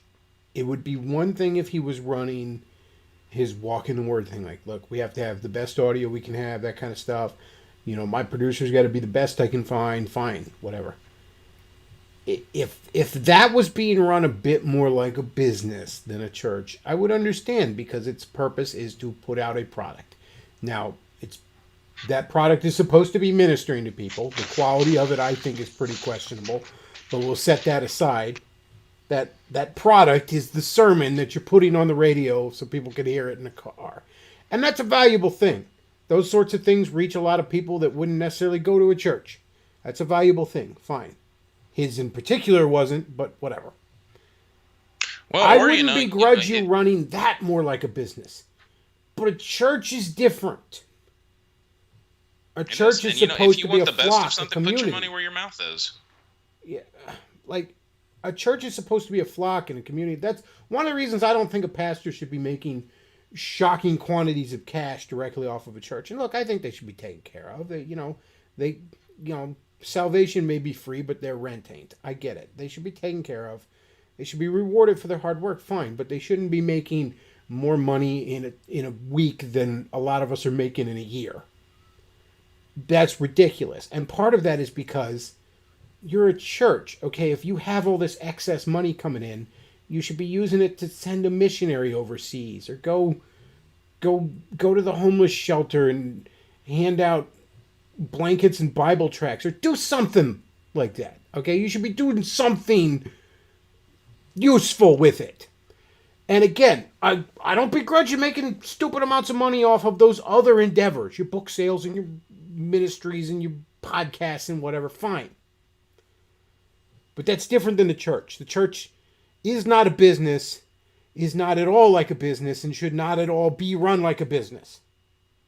Well, I mean, there are some things that have to be business-like, obviously. So, I mean, there is some of that, right? I mean, you do have to pay bills. You do, so you do have to. There is money coming in, obviously. So it does, but it's not the same as these other businesses. And again, that's why it's not looked at the same, even from the government's point of view. That's why they draw a distinction between something like Walmart and a church, is because even though there are some similarities there, they're not the same entity. But again, if he wants something like the best audio or something, well, then put your money where your mouth is. Then you go out, you give the money for that. You do that, and you can do that for the church. I've had people who want to do that. There was someone who we've got the Advent candle wreath.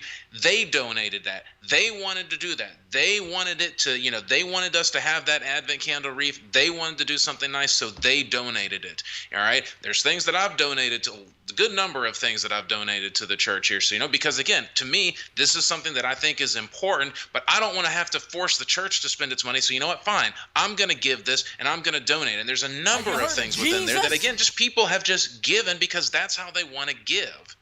That's what they want to donate to. And that's the great thing about a church, is you can do that. No one's forcing them to do it. They want to see it happen, and so they give to it. And so it happens in that way. So put your money where your mouth is. If you want to see it happen, you want your church to have this, then give in that way. Cowardly Dog sends $3. Says, thoughts on the 10-year anniversary of Bane posting today? Quite possibly the best bad joke in the history of the internet. Well, Bane posting is pretty great. I think my favorite one, though, was some YouTuber made a video where he had his cat dressed like Bane and just kept, like, everything the cat did. It was like he'd put, like, a Bane quote over it. Like, the cat pushes something off the shelf and it's like, oh, yes, I was wondering what would break first. Yes, Bane posting is a lot of fun. Still to this day. Mr. Mittens, I fed you, and this gives you power over me. I love that video. That is exactly what you must have seen the whole video, but... All right, so we are at 1942. Go in 3, 2, 1. He's told me that he tried to get onto that list for 7 years and couldn't even get his small organization. It was a big, big milestone. Harvest was a really wonderful place to work in the last months that we were there. But the stress of the withering attacks from outside the church had really taken a toll on a lot of people, and a lot of people were just looking to be out from under that. And in some ways, I was one of them. And so what you did from there is you started to also receive some criticism from some bloggers and some journalists, and then 2 lawsuits were filed, one against a Christian credit union and then one against those individuals who were speaking about those things on their blog. And that blog was called The Elephant Debt, by the way. It was a play on your elephant room. And so I want to get to and this is probably a way bigger question, so I'm not ignorant of the fact that I'm going to ask you a very flat question, and I understand that maybe you already elaborated on it, but I want to ask this question very directly and then just kind of see how you respond to it. So I want to read a quote from you that was taken from something you said on a hot mic. So I don't think you were aware that it was being recorded, but it was later released. And then I want to say something about it, and then I have a question about it, because I think that this will give us kind of a window into what was happening in the last days before you left Harvest Bible. So you said 30 years of faithful Bible ministry, and not once does Christianity Today say anything positive about me or Harvest, while they celebrate Rob Bell, cheer Brian McLaren, and hero worship Bill Hybels. The only time they have ever mentioned us in a negative light is 2 to 3 times. In fact, CT is an Anglican, pseudo-dignity, high church, symphony-adoring, pipe organ-protecting, musty, mild, smell of urine, blue-hair, Methodist-loving, mainline-dying, women preacher-championing, emerging church-adoring, almost good with all gays and closet Palestine promoting Christianity. So, of course, they attacked me. Now, I shared that for a couple of reasons. Maybe I need a longer white... Like it. First of all, you like it. I do like it, but maybe I need a longer, whiter beard to be a little bit wiser not to like it. But I do like it because, quite frankly, I think it's funny, and I also think it's a little bit true. But the reason I really wanted to share that is because I think that's a window into the frustrations that you were feeling at the time with the attacks that were being lobbed at you by these bloggers and then by Christianity Today, who decided... Okay, like, I don't read Christianity Today, so I don't know how good or bad it is. It is kind of especially, I heard him say that, especially if he did that all off the top of his head, it was pretty funny. Credit where credit's due. I try to be a fair man. Must have been channeling Razor Fist. Yeah, that's almost Razor Fist quality, assuming, that was just all off the top of his head. Although the Palestine promoting thing, yeah, of course you're an Israel cuck, aren't you, James? But once again, though, none of that makes anything they said about you more or less true, James. Okay? Again, what is it with bald Canadians in this? But why don't you address what they said about you, James? Well, and I mean... Because maybe everyone at Christianity Today are the worst people in the world. Okay? Maybe they're the worst human beings that ever walked the face of the earth. But what they said is either true or it's not. Right. And I mean, it's Christianity. This is one of these things to where, and like I said, I don't know. I'm trying to remember. I don't remember when he said that this was going on. But there's this thing with a lot of these evangelicals where they've got to get this approval apparently from some of these accepted sources. It's like, who cares? If you really feel this way about Christianity Today, who cares what they say about you? I mean, really, who cares? It's Christianity Today. If they're talking good about you, you should be worried. Well, the reason he cares is because they were, and again, I don't know what articles specifically were in Christianity Today, but they were probably calling him out on legitimate BS. Okay? They were probably calling him out on being a grifter and a bully and a sociopath. And that he obviously couldn't exactly say, I'm not those things. Didn't even want to shine light on the particular accusations, whatever they were. So he's got to be like, yeah, but they're like Palestine. Cool. Yeah, all right. Yeah, you're an Israel cuck. That's fine, James. You and John Hagee can go sing Kumbaya by the fire about how great Israel is. Meanwhile, why is your church $69 million in debt? All right. Meanwhile, why are you... Did you ever see that clip I played on one of the streams where it's like he's teaching a bunch of... It might have been young college students, or maybe they were high school students or something. Oh, yeah. And he goes up to this kid, and he's like, sit up straight. And he's like grabbing him by the scruff of the neck, and he's like, you will call me sir. And I'm like, am I watching a gay BDSM porn starting? What's going on here, James? Where is this going? You will call me daddy. Like, where is this going, James? You will call me sir. You're bullying a 17-year-old boy. Like, okay, fine, I understand. I mean, it's kind of being a little uptight and obnoxious, but I kind of understand. Sit up straight. I want to make sure you're paying attention. Fine, whatever. Not how I'd run a class, but whatever. I'm a little more easygoing than most people. But grab him by the scruff of the neck. You're gonna call me sir. Yeah, see, there's another way to handle this, right? Like, because, like, we were in men's group, and, like, one of the younger kids there, like, we're talking about something, it's just, like, being in the moment, right? And this kid's just sitting there, like, on his phone. So, like, what we all do is we just, like, are just staring at this kid now, right? Because, you know, we just were talking about this. Of course, he's not here. We're just sitting there pausing. Finally, he's like, what? It's like, and someone's like, oh, you know, we were just talking about you. I mean, you know, you don't have to, really. Well, you don't didn't have grab to him by like, the scruff of the neck and make him lick your boots? No, it's just a little, you know, again, just kind of teasing him a little, because it's like, yeah, man, you know, you should be here. You know, that's what we're talking about is, you know, being here in the moment. You don't need to be on your phone. You don't need to be, you know, somewhere else. Be here right now, right?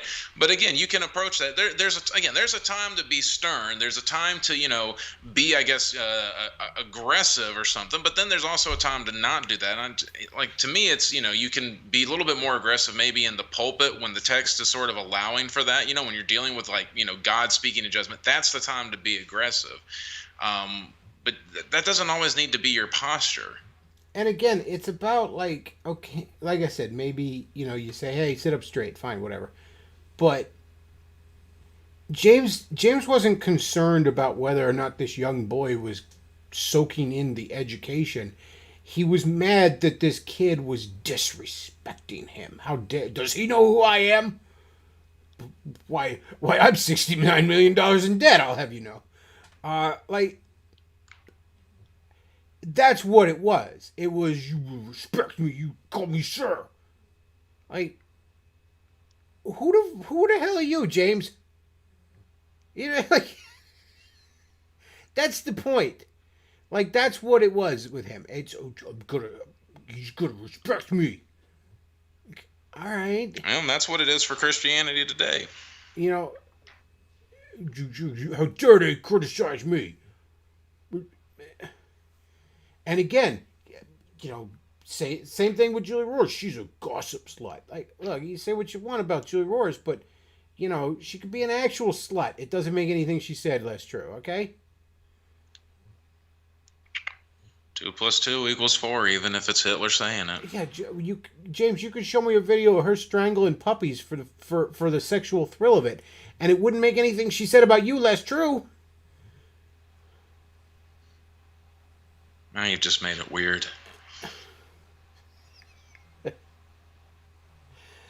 But enough about my ex-girlfriend. Oh man. So he says, "What about the quote about putting stuff on computers?" Yeah, I wonder if this Hawaiian shirt guy over here is going to get to that quote, because that's a quote I'd like to see thrown in his face. All right, so we are at 22:20. Start at 3, 2, 1. To write an article about your church and about people leaving the church and what was associated, all the kind of associated facts with that, and kind of the misrepresentation that was happening. And I have to be honest with you too. The way I feel about this is I'm a storyteller. I'm a story writer. I'm a screenwriter, and I know that to tell a good story, you don't need the truth. You just need an emotional narrative. You need something emotionally compelling to tell a good story.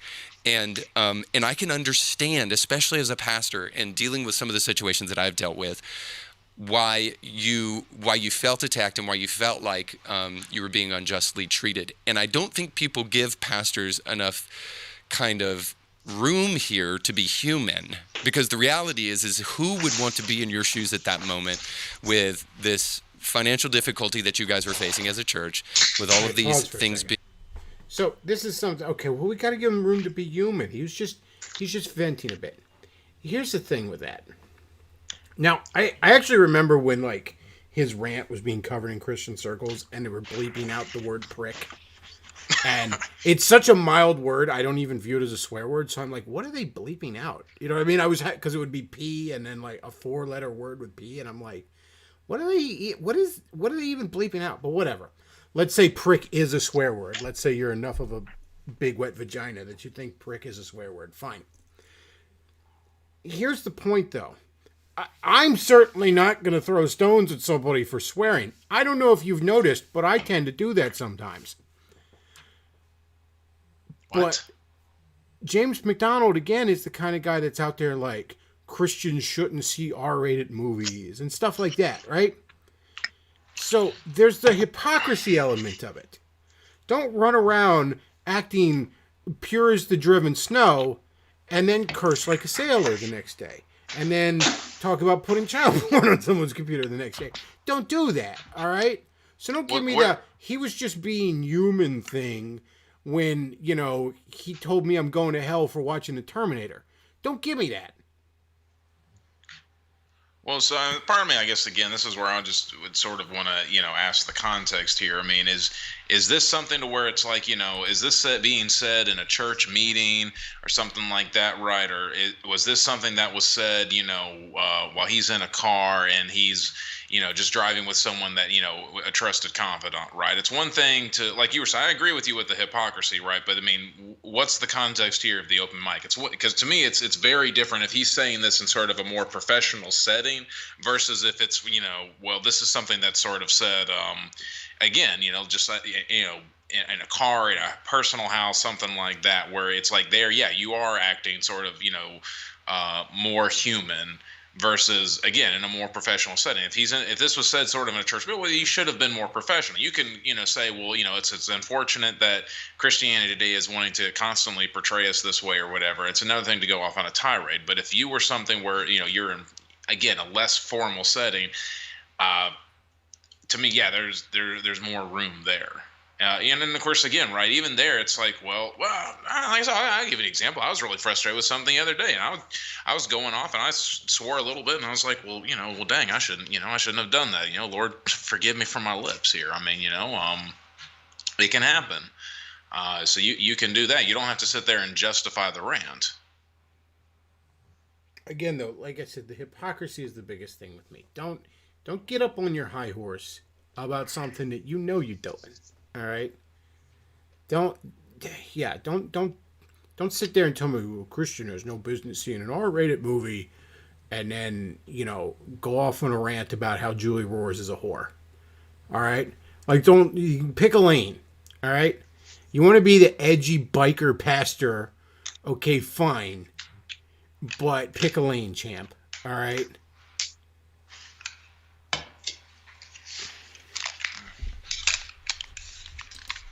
So we are at 23:17, going at 3. And I'm sorry, it's just the still in this guy. I am getting such a closet gay vibe off this dude. I just mark my words. Mark my words. If he ever blows up and he becomes big, mark my words. Closet gay guy. 23:17. Start at 3, 2, 1. Being written about you from Christianity Today and then these bloggers and all this stuff, and all of this stuff was coming at you kind of snowballing all at once. So, and then I guess the other reason I wanted to share it is the last sentence there is you said, so of course they attacked me. So you were feeling attacked. Why did you feel the way you felt? Because I was being attacked. I didn't feel attacked. Okay, you can feel attacked makes you feel when attacked. You're at a dinner party and somebody says, why did you take the last tart? I didn't feel attacked. I was being attacked. Okay. I was being attacked by a group of former Okay, elders pause related it. to Pause the it. church. 23:53. This guy's conducting this interview like a woman, and it's so annoying. The question is not why did you feel attacked, because yes, obviously, he was being attacked. Why were you being attacked? Okay? I don't know, there's a certain group of people who were asked to leave out of 109 places, and there's a quote about them that, you know, they'll always tell you what happened to them, but never tell you why. James McDonald will always tell you what happened to him, but never tell you why. Why were you being attacked? Now, look, you can say, I think they were attacking me because they were so jealous of how awesome I am. Fine.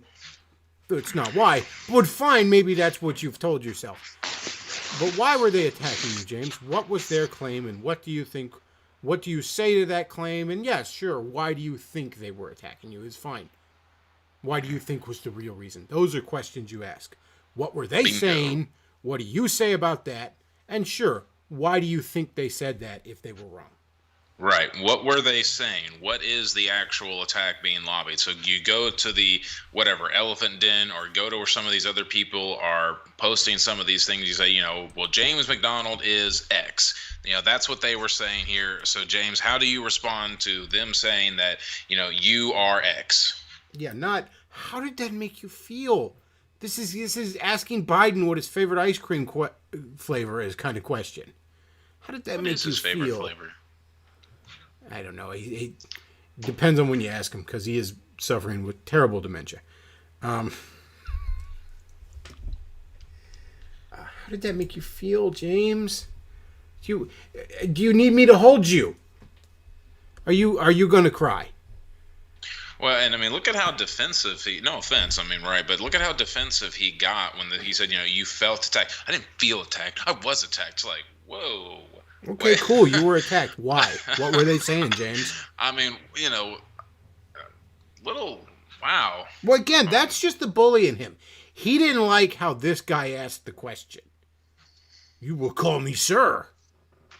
You want me to tell you? You want me to say whatever thing happened? Like, why don't you just shut up? And again, he's just, he's got to be Daddy Dom to this twink over here.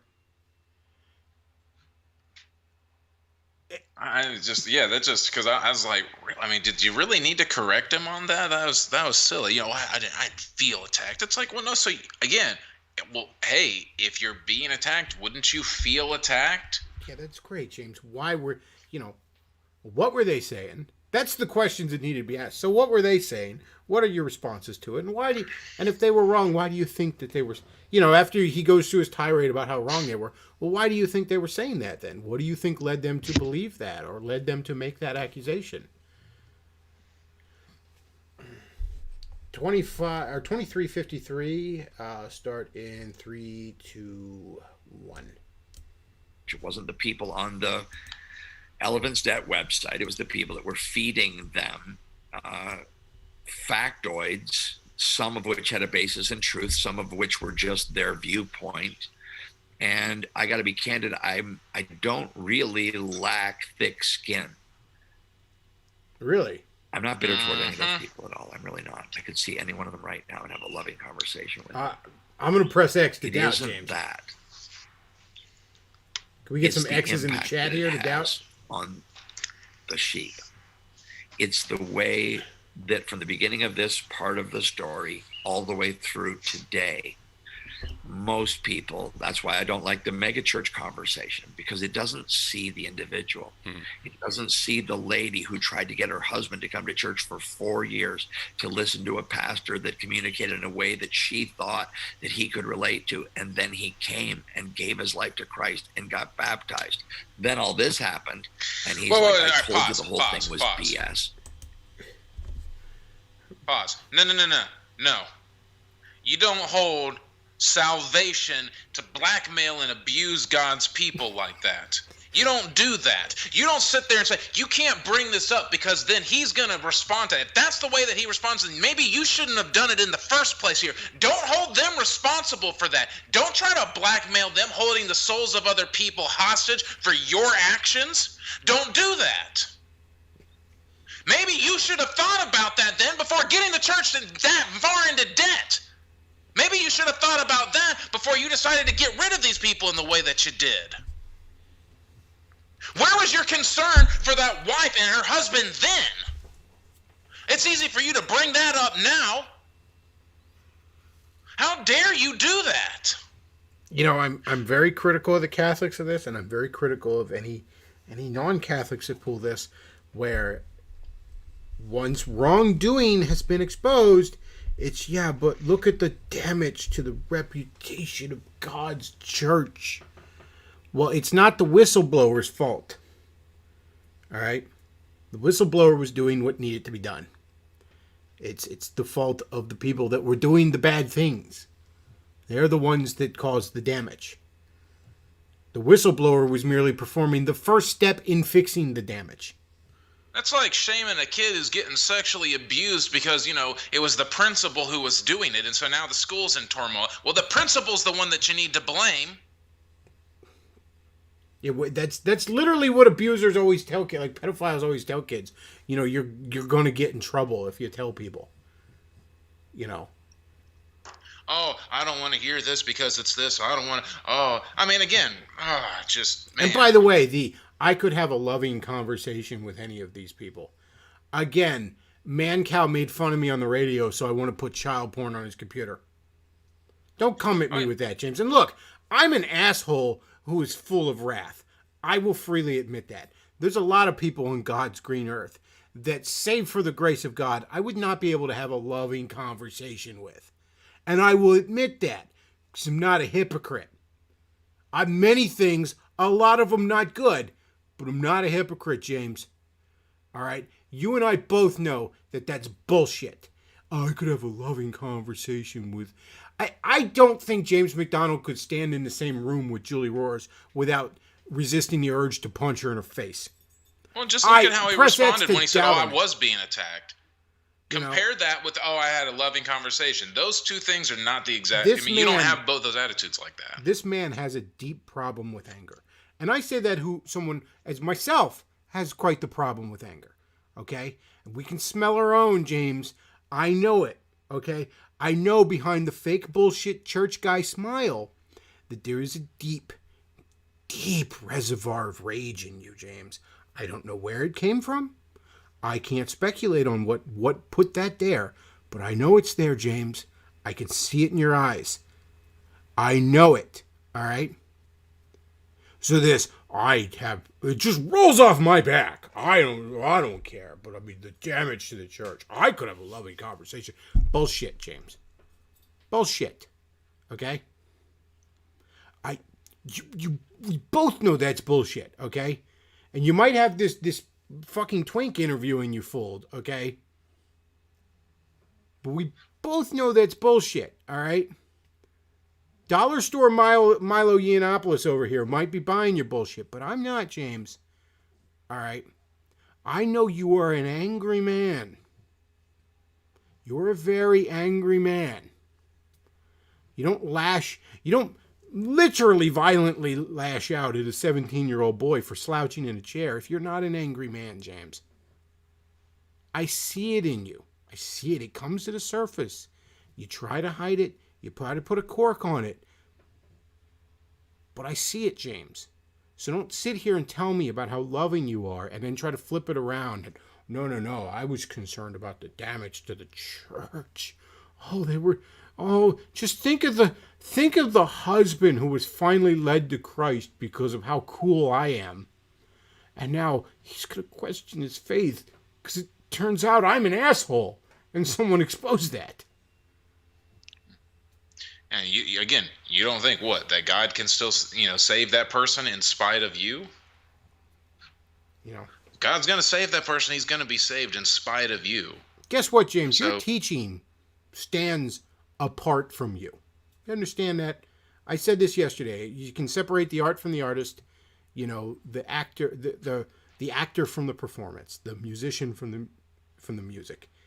And to some extent, you can separate the preacher from the preaching. Okay, the preaching is good or it's not.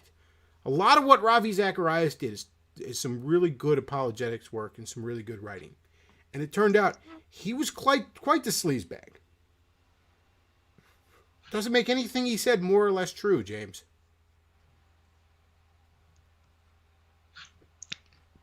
Now your preaching was kind of garbage from the get-go.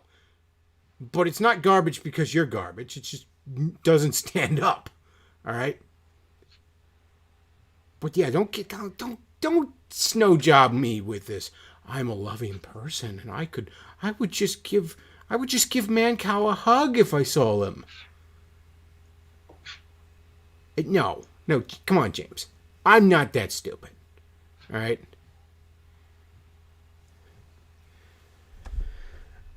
All right, so we are at 24:58, going in 3, 2, 1.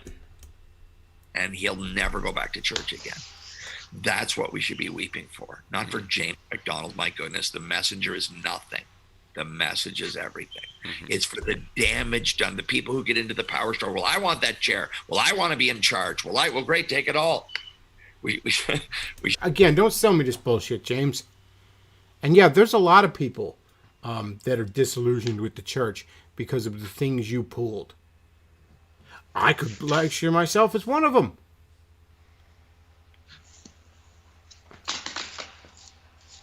I got pretty disillusioned with the church for quite a while, and I'm still getting over it. Over your wake and its effect. But that didn't make me question God, okay? So, that theoretical man who got saved isn't any less saved just because he's like, church is full of assholes. I don't want to get up early Sunday. I mean, yeah, that maybe he's not in the best place with God in that moment, but him and God will work it out if he's saved. He's not any less saved because he lost his faith in James MacDonald. That's not the same thing as losing its faith in God. Losing your faith in the church isn't the same thing as losing your faith in God, James. No. Losing your faith in the church isn't necessarily a good thing. It's not the same thing as losing your faith in God, James. Well, and I mean, again, I say this as a, not as a pastor, but someone who is a pastor here. This is why, though, pastors, and I'm talking to me, all right, need to take seriously what it is that we're doing. What it is that we do every single Sunday, what it is that we do every other day of the week, and our visits and our interactions and the business meetings and the elder meetings, deacon meetings, whatever, when you go on there. Because, yeah, you're in that position of authority. That's what it even says. I mean, doesn't James say that?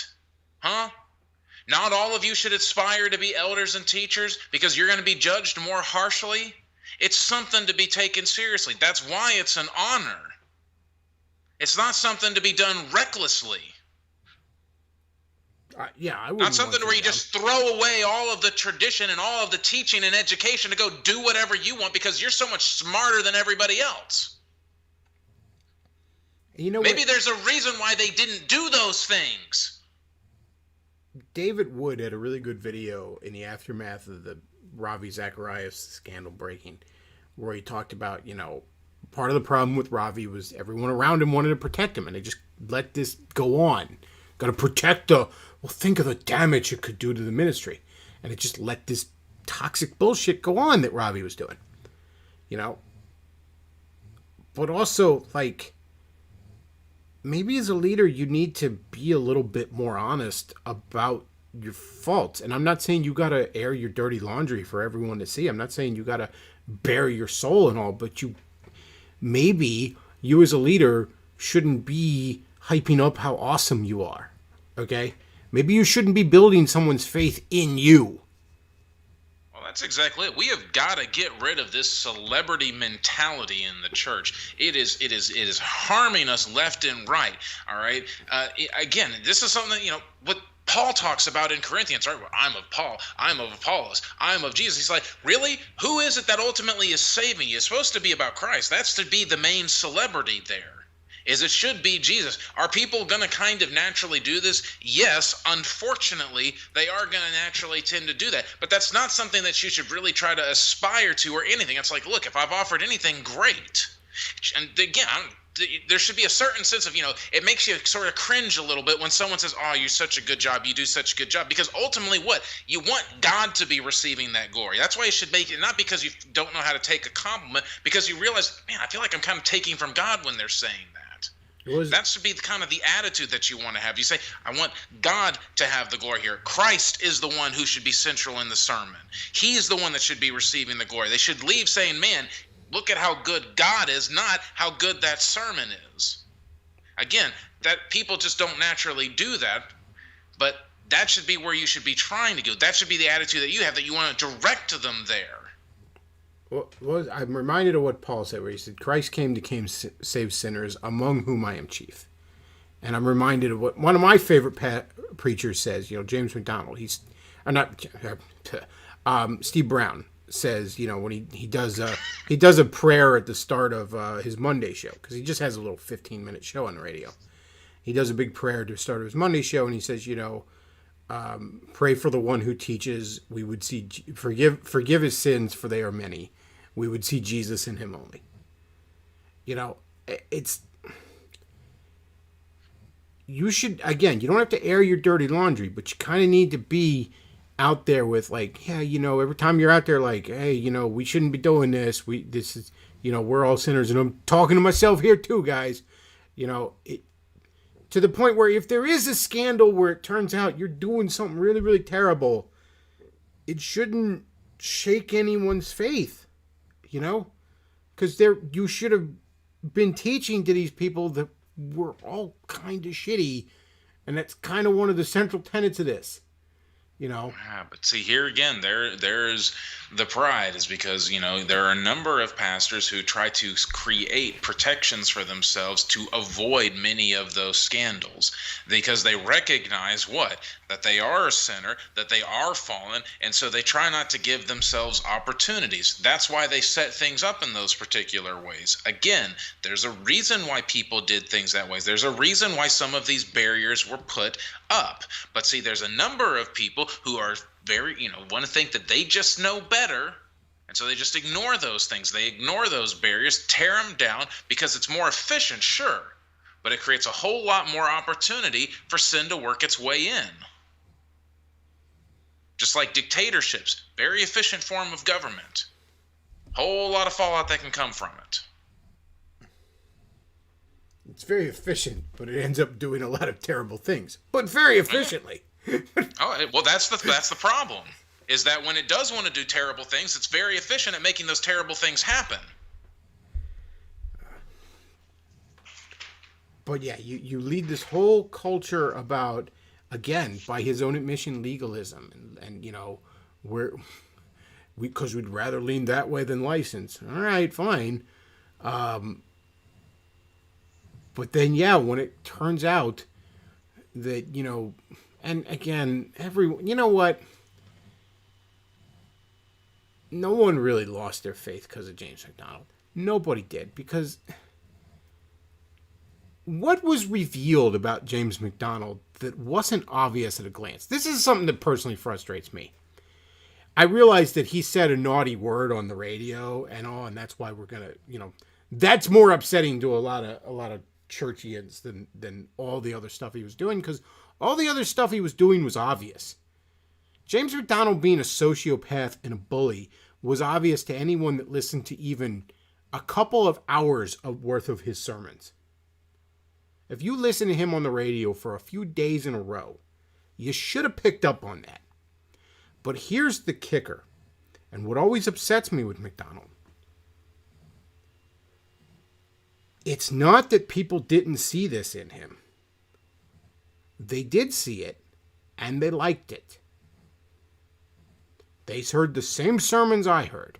They saw the same clips of him grabbing some slouching teenager by the scruff of the neck and screaming at him about, "You will call me sir."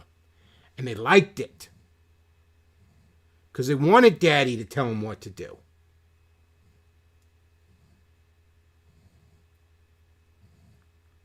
That's what drives me so nuts with it. And that's why I get so frustrated about so many of the people involved in this didn't learn a thing.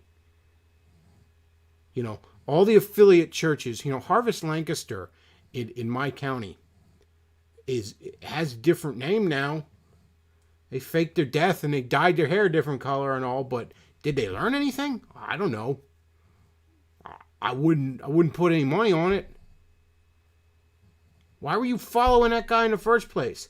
You know, there's another bald Canadian that snookered me, and after I kind of realized I was being stupid, I did a lot of soul searching of why did I ever buy into this? I'm not sure a lot of that soul searching went on in McDonald's wake. It feels like to me, and this is the more cynical part of me, but it feels like there's large portions of the church that are always going to be run by James MacDonald's because that's what they want.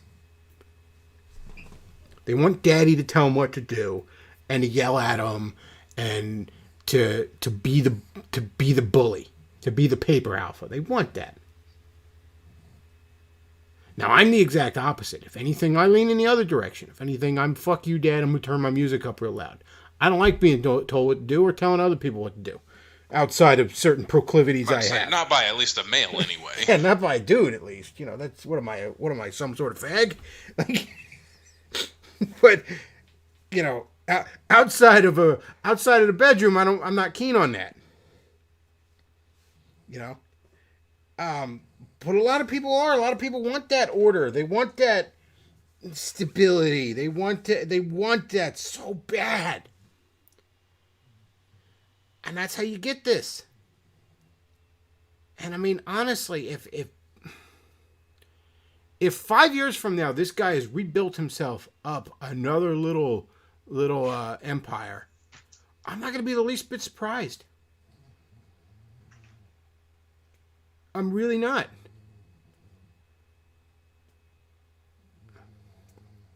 I don't know, Tom. You got anything to add on that little tirade? Your own little perspective there? No, I mean, I think it comes down to a large part with, and you can sort of see this somewhat on the left, but I think it's more of a problem on the right. The right typically will tend to ignore a lot of the things that people will do as long as they're saying the right things.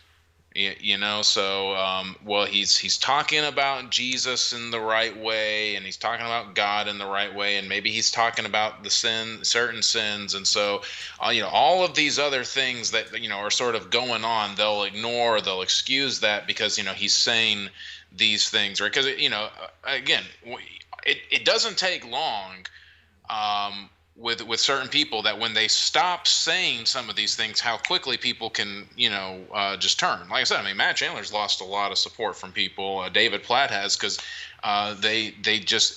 because again, not because they really were doing anything, but because of what they started to say, because they started going, white people are bad and all this kind of stuff. Matt Chandler be like, well, if I've got a black person who's a 7 and a white person who's 8, I'm going to hire the black person. It's like, so very quickly, I mean, when that kind of stuff comes out, people, left. But again, you take someone else and it's like, well, if he's saying whatever you want to hear, even if he's doing all these other things, people will listen to that and they'll deal with it for a long time. And yeah, it is a problem. It is a problem with order, where they just, again, I don't want to think things through. I don't want to try to, figure it out. I just want to be told what to do. And I don't know. I don't know if it's just this particular time because there's just so few male role models that when somebody comes along and they're just sort of a bully, that then people interpret that as a good role model. They had, if it's because there's so many people with father issues. I mean, it's hard to pinpoint, again, for me particularly, I guess, because I just, a lot of these people, I have an issue with it because I can kind of, like I said, I can kind of sniff them out. There's been a number of people that I've just, and maybe even if it's not to the point to where I'm like, why can, I'm very much against this person. It's like, I just don't really care about what they're saying. Like I said, with Driscoll, I never really cared for any of his sermons, just his whole approach, that whole, or I'm a big tough guy. I can say that for Arini, one of the things that tricked me, that we've picked up here, is that he had a very good talent for taking his own personal flaws, and couching them in larger cultural discussions.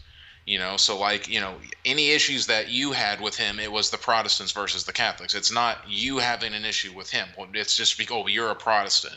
So I think that was one thing that always acted as a shield. That's why it made it difficult. And again, that's what was going on here, right? Is it's like, these people don't like me because they're upset about this church program, or because they're leftist. That's why they don't like me. It's not because I'm actually doing something that's wrong. And that's where, I'm not gonna say that, like, one of these things I was listening to that talked about bullies in the pulpit, and they said, for a while we thought we couldn't get rid of a pastor in such and such church because they were a bully. We thought it had to be a moral failing. And I understand what they were saying. They were using moral failing as a more polite way of saying sexual sin. But why define morality so narrowly, where it's like, Well, we can't have a pastor that's banging the secretary. That's obviously bad. But we can have one that's emotionally and spiritually and perhaps even physically abusive to people under his charge. Well, that's fine. I mean, at least he's not banging somebody. You know what I mean? At least he's not getting his dick wet. You know what I mean? And it's like, why? And I understand why on some extent, but it's like this social conservative tendency to reduce morality to just what you do with your wiener. And I understand that because so much of the right is always a reaction to the left, but it's a reaction to the hypersexualized left. But that's a pretty narrow way to look at life, where it's like, I mean, sure, he's a sociopath and a bully, but, at least he's not banging some whore, Well, see, and I think I see that, and that was going to bring up, with my other point about why the bully in particular, and this is something that where you see it on the left too, but slightly different, where when people are guilty for something, and they feel the guilt of whatever it is, that they really struggle with. Sometimes, in order to deal with that, they will want to be told that they're bad, but not for that reason, for another reason. And so they will like bullies, so that way they can transfer the thing that they're really guilty onto this other thing that they know they're not really guilty of. So like, again, on the left, right, a lot of these people, a lot of these white people, they don't actually feel like they're racist. They're guilty for other things, name it, right? But they don't want to address that. But they're willing to take on the faux guilt for whiteness and white privilege because they know that that's a lie deep down. They know that that's they really don't have any reason to feel guilty. And I think there's a lot of people in the church who will take on these pastors who are bullying them because they know that what these pastors are saying on a certain level really doesn't apply to them. But they can feel like they're really handling their guilt. And of course, again, the pastors are not talking about the things that they're actually guilty about, that they actually do have a problem with. They're not addressing those things. And so they can transfer their guilt to these other things. And it allows them to deal with it without dealing, or to handle it, to manage it without actually dealing with it, encountering it. This is why people like the Pharisees, again, the Pharisees were very respected in Jesus's day. They would have been seen in the highest of reputation. We don't get that perspective because when we think about the Pharisees, we see Jesus tearing them down. But they were, the religious elite of their days. A lot of people really loved them. They were the people that you wanted to be with, the standard of what, righteousness looks like. But why is that? And again, I think because there were things that people really were dealing with, but the Pharisees made up all these other rules, and so they undid God's word with those traditions. And that's what the evangelicals do, is they undo God's word with all their traditions. You can't go to an R-rated movie, but don't talk about the fact that, you're neglecting your kids because you're spending more money on a flat screen TV rather than putting that money away for their future.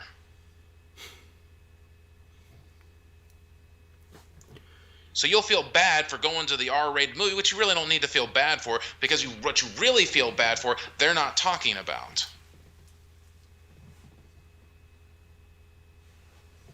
Because of the fact that whereas, you're supposed to be loving your wife, you're looking at every other woman. But you don't want to address that. You don't want to deal with that sin. So instead, you'll just deal with the general sin of pornography, because you can put that off on somebody else. All right. Well, don't want to deal with your anger issues. Well, yeah. Don't want to deal with the fact that you're an angry person, that you got to deal with that. And so, here, let me just talk about, sexual stuff or whatever. Hey, you know what? The first way you deal with a sin, you should be honest about it. Oh, yeah, that's what that David Wood video was talking about. He proceeded to lay out a whole bunch of his faults. And if you're familiar with David Wood, he has many. He's basically a sociopath. But he knows it. He knows that about himself. He's honest with that about himself. And he can then deal with it. See, we don't like to do that. We hate doing that. We hate doing that. We don't. I mean, again, that's why it says in the Bible, right? Why do people like the darkness? Because their deeds are evil, and so they can hide them in the darkness. That's why a lot of people don't read their Bible, is because, well, the Bible will reveal their own darkness. That's the same thing with Pharaoh. That's, he just wasn't going to hear it. And as long as you don't want to do it, as long as you're going to plug your ears in and just say, no, I'm not going to confront this, then you keep on making the same mistake. See, this is why the legalist types, the salvation by works types and all, I feel so genuinely bad for them, because you can't actually get better that way, because you can't be honest about it.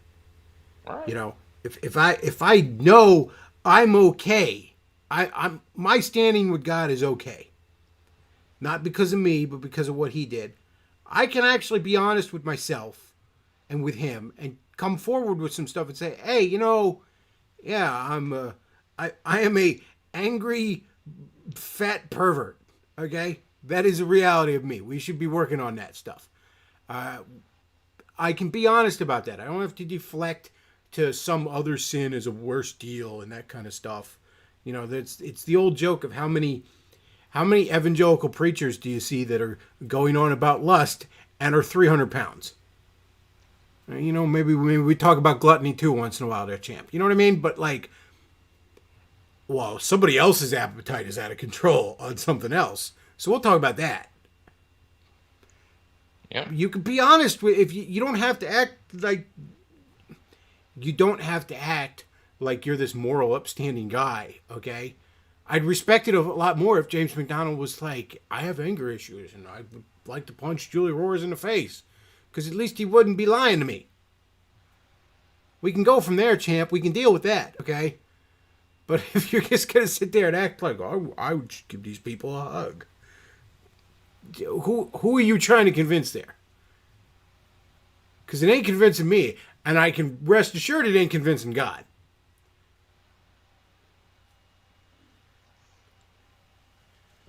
No, but I mean it's not, and that's you can lie to yourself, but you can't lie to God, and reality is always going to catch up with you. And I mean that's So get yourself straight with the blood of the Lamb there, and then you can go to God and be honest about those things. You can start to deal with them. Right. Know that they've been dealt with. That's what you're getting at here is, look, the reason why you can be honest with your sins is because they've been dealt with. It's because God's forgiven them in Christ. And so go ahead and be honest with them. Be honest with God about who you are, because Jesus has forgiven them. He separated them as far from you as the east is from the west. So be honest. Really confess what it is that you really are doing. The real darkness. You know what? I always found that fascinating. Have you heard of Jesus? That he said east and west, not north and south. Because, north and south are fixed points on this globe. I can measure the distance between the North and the South Pole. I don't know what that distance is off the top of my head, but it is a measurable distance. East and west are general directions. Correct. So how far is the east from the west? Well, kind of infinity. Exactly. That's the point. That's why it's written that way, is to demonstrate the separation. Yeah, picking that particular set of words, I don't think is any kind of, 50-50 shot there. No, one might even say it was inspired. Yeah, one might even say that, But yeah, be honest with yourself, James. All right? Look, you can snow job this closet homosexual here and his podcast with 414 subscribers. You could do that, James, okay? But as John Tron would say, but why? Why would you do that? Why would you do any of that? You could just be honest with yourself, James. It's a lot better. It feels a lot better, James. I can assure you. It feels a lot better. It does. And there's not, There's nothing that you're gonna confess that is worse than what God's heard. I mean, and see, that's what, again, when you say, when Paul says, right, I'm the chief of all sinners. On the one hand, that should be what we're saying. On the other hand, though, that's also a comfort, right? Because we know that it doesn't get worse than Paul. Paul is the chief of all sinners. I mean, he's saying that, right? And yet Paul was saved. And so that makes the verse that, I think it's Hebrews, right, where it says, consequently, he is able to save to the utmost. The worst of the worst, Jesus is able to save. That is the good news, is that, hey, no matter how bad you are, and we're all very bad, there's still hope for you. You can be saved. But not if you're not going to be honest.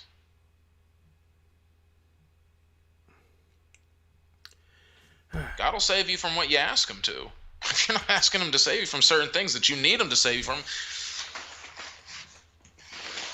All right, so we're 25-16. Go ahead and go in 3, 2, 1. Shouldn't be fighting for position and power. People that don't have it assume things about people that do. It was always about the people and loving the people and caring for the people. In the ways that I failed, I'm grieved by how the people were wounded. Mm-hmm. And when I'm feeling attacked, even, sure, there's something in it personal. But I have to say that you were a pastor for 18 years. The personal part of it gets just beat out of you. At the end of the day, what did Paul say?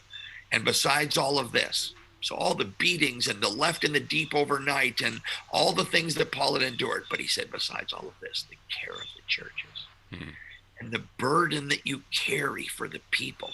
And candidly, most of the lay elders, no idea about any of these people or these stories. They don't stand at the front of the church beside the little casket and weep with the parents about the lost child. They don't know that part. They just show up in a room. James, do you actually do that? Because you had one of the things Mancow talked about, and it's, again, I never went to Harvest out in Chicago, but it certainly rang true, was that you never wanted to do any of that. You wanted to do the speech and, the 3 of the campuses had to watch you on a video each Sunday morning. You wanted to do that, and then you wanted to be left alone. I don't believe you were, a pastor job is pretty tough. You got to mop up suicides and bury babies. And, that sucks. I imagine that sucks. Okay, I wouldn't want to do it. You ever gone to a hospital at 9 o'clock at night because the person had a stroke and they're dying? Yeah, I wouldn't want to do any of that. You ever spent 3 hours on the phone with somebody who's asking you the question, why should I live because their husband died of a drug overdose? Yeah, that sucks. I don't want to do that. I'll just go make boxes tomorrow. That sounds better. Like, the sermon, and I don't mean to suck my own dick here, but the sermon part, I feel like I could do that. Would there be a learning curve? Absolutely. But give a sermon on Sunday morning. If that was the entirety of a pastor's job, I feel like I could handle that job. What about going to visit a woman who now can't walk anymore? Yeah, the rest of that sermon is the visible tip of the iceberg of the pastor's job. The rest of it, God, no. I wouldn't want to do it. Are you kidding me? How about repeatedly going out and visiting with a husband and wife where the husband has Alzheimer's, and so you are seeing his deterioration. You're seeing the effect that's having on his wife. You're trying to counsel them both, and you know how the situation's going to end, and you are still going there constantly counseling them. Is that what you're talking about? That the kind of weeping that you're talking about? Yeah, I don't buy that James was doing any of that, and he certainly wasn't doing it to 15,000 people or however many it was. No, obviously not. Okay, and I don't buy that. You taking some of these veterans out to the VA because they can't drive because they had a seizure because of some shrapnel that got into their brain? Or some explosion that happened there? You're the ones counseling them because they feel horrible for what they did over there? No, but in all fairness, James, because he loves Israel so much, is pushing for more of those wars. So him and Hagee got that going for him. Does that count as helping the veterans? He loves veterans so much he wants to make more of them. You going and having the conversation with an alcoholic. breaking up your entire day, going to have a discussion with them because their entire marriage is falling apart because of their alcoholism? Is that what you're doing? That the kind of weeping that you're doing? But yeah, all this stuff that, McDonald did all that. No, he didn't. By all accounts, or at least by the accounts I buy, the accounts that ring up with what I know of this man. How many funerals does he do? I'll tell you how many church members and friends has he buried? I'll tell you something, and I got this secondhand, but I got this from my father and another man from the church who I trust very, very deeply. So I didn't see this with my own eyes. So, not admissible in court, I guess. It's hearsay, but, they went to see McDonald because it was when our church was first cozying up to them heavily. And McDonald was speaking at the Lancaster church, and it was a big deal. You couldn't get tickets like 3 months in advance. Meanwhile, I couldn't get anybody in my church to go with me to see Steve Brown. I got a book in it, autograph, but whatever. So there was one guy there that was, I can't remember the name of the chemical, but there was some chemical, some drug they were giving pregnant moms or something back in the 50s. And these kids are coming out all fucked up. They got like flippers and shit where they're supposed to have hands. All sorts of fucked up, right? So this older boomer is formaldehyde baby or something they call it. I can't remember the chemical's name. I think I might be butchering that, but whatever. He's physically all fucked up. It has been his whole life, right? And he's doing okay for himself, in all fairness. He's got, some job programming computers or something, whatever. He's, he could be a lot worse off, in all fairness to this guy. But, not the best hand he got dealt.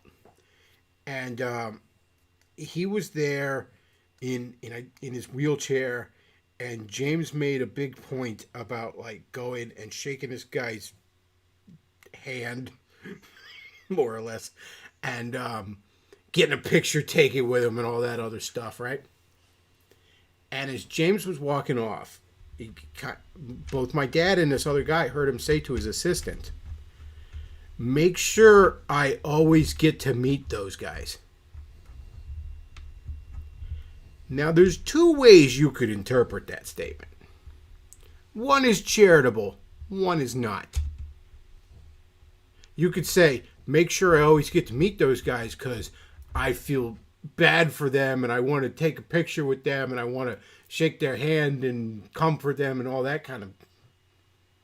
Or, "I want a nice photo op with the guy that's all fucked up because that makes me look like I'm helping the guy that's all fucked up." Even though all I did was, shake his flipper and get a picture taken with him and, Well, Now, I kind of think it's the other way. Can I read his mind? No. But I'm sort of feeling it's one way and not the other. I've read a book on, the church growth written by someone who's pretty prominent on this. And I mean, it literally says in the book that the pastor shouldn't be doing a lot of these things. So I'm just sort of wondering where a lot of this is coming from, because obviously he was, had success in that model. So, I mean, how much of this really could he have done? And of course, again, when you've got 15,000 people, how often can you really connect with those people? I mean, what is this, right? Where on the one hand, he wants to say, well, you really can't have that connection with 15,000 people. He's like, oh, see, they don't see me weeping with these people. They don't see me doing all of this. Well, which is it? Yeah, I don't. Is it too big that you can't connect with them? Or is it, oh, well, you are connecting with them and people aren't seeing it? I don't buy that he was doing the shepherding the flock part of being a pastor. I don't buy it for a second. And the accounts I hear say that he was not. He was too busy going on safaris and buying motorcycles and nonsense like that.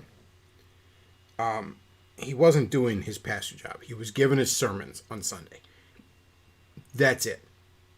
And again, a lot of people could do that portion of a pastor's job. Yeah, you could get up there and talk for 20 minutes. Yeah, if I have a week to prepare a 20-minute speech on Sunday morning about God's Word, I think I can handle that. But yeah, everybody called me like, at 2 a.m. Oh yeah, my kid just died. Like, yeah, that sucks. What do you want me to do about it? You know what I mean? Like, I'm not that guy. I'm not the guy you come to with that shit. I'm never going to be the guy that you come. What am I going to tell you? Oh, man, that sucks. You know?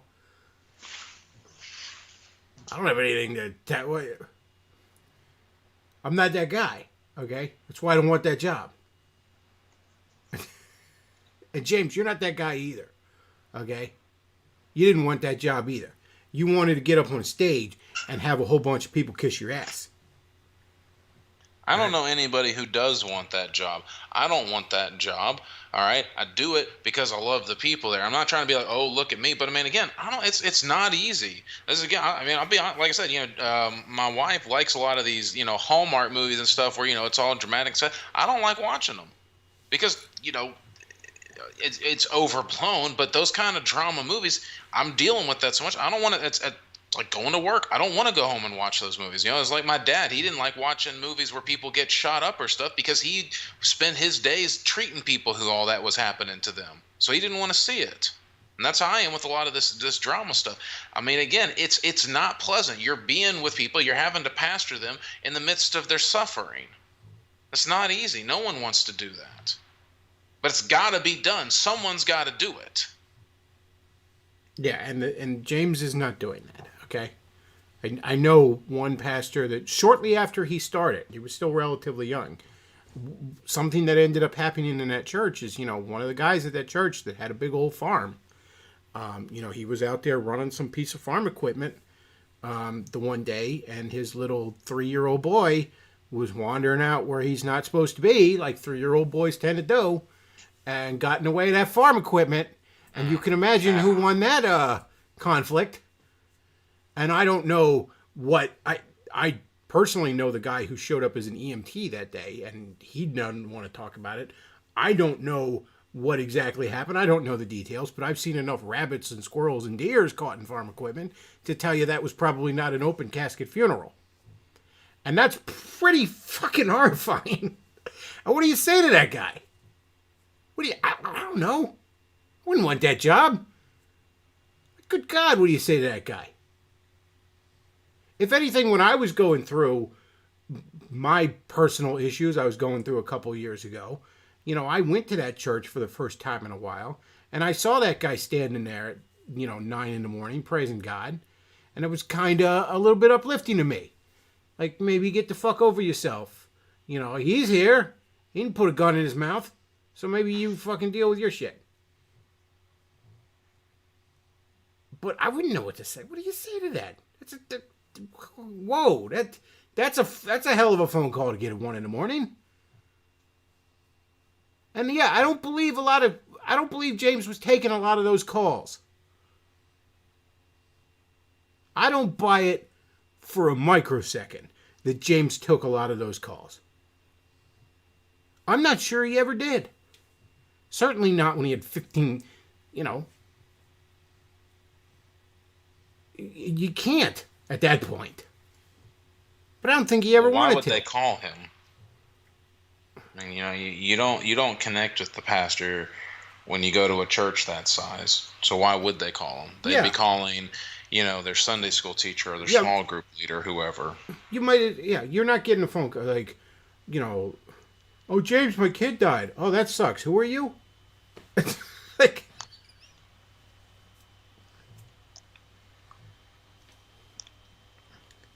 but no, sitting here, I was doing funerals and stuff. And you were doing funerals for people you didn't know if you were doing funerals, okay? Random guy you couldn't pick out of a lineup died. Oh, that's so sad. I'm sure that was just ripping you apart, wasn't it? Hey, Tom, did you hear today? Some guy died. Are you sad about it? Like, let's say he is doing funerals. He doesn't know any of these people.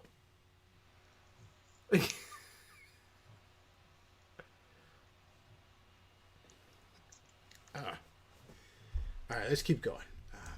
We're not going to get it through all this tonight, but we'll keep going for a bit more.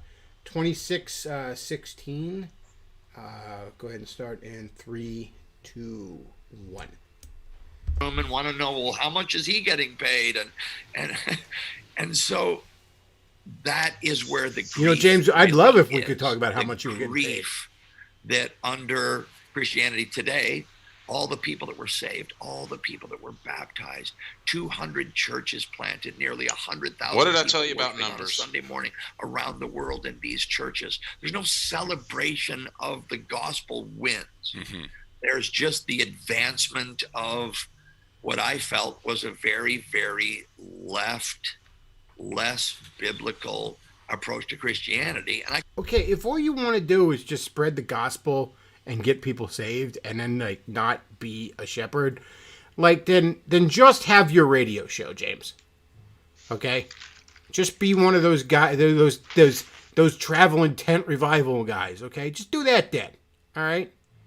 If all you want to do is just spread the gospel to people, but that's not the entirety of being a pastor, and you very clearly don't want to do the other pastor stuff. And again, on one level, I don't blame you, because a lot of that sucks. But don't take that job then. Nobody made you do that job.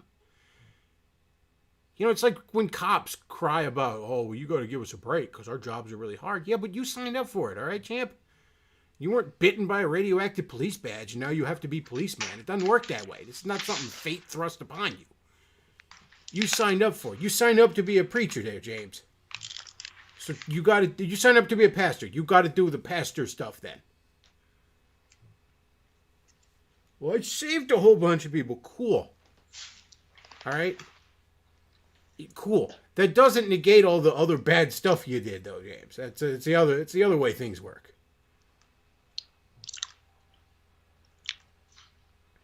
Was it Ravi Zacharias said, I'm doing so much great work for the Lord, so he's rewarding me with some side piece. I don't think it works that way, champ. Nope. Far be it for me to put words in his mouth, but I don't think that's what he's doing.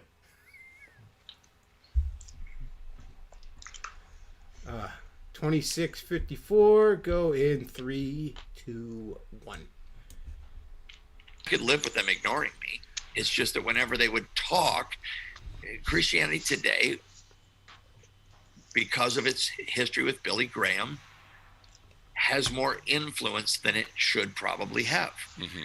So when they say that's a good thing, the emerging church, that's a bad thing, James McDonald megachurch, that really is really wounding to a lot of people who consider them objective. And what I was saying in those litany of descriptors, they're not objective. They have an agenda just like I have an agenda. Absolutely. And you have one. They're not objective.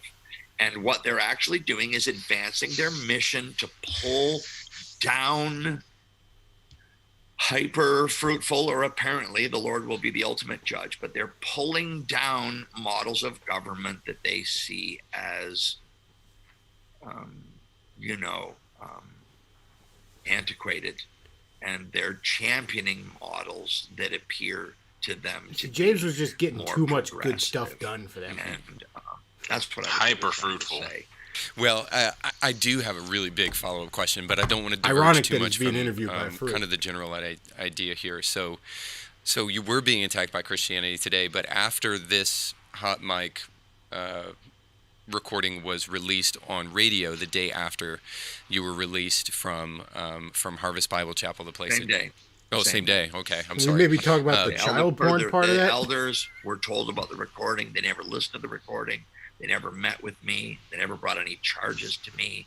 I had no opportunity to reply to any of that. The first thing I would say is that in spite of the explanations that I've just given. So in law, there's guilty and there's guilty. Okay, pause. The dealing with James McDonald thing was actually going on for a little while before that recording, according to the elders. Things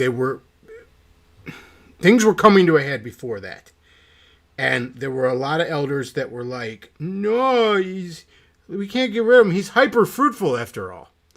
And then Mancow went and played that recording, of which, again, suspiciously, Dollar Store Milo Yiannopoulos over here is not going to play the most damning part of it so far.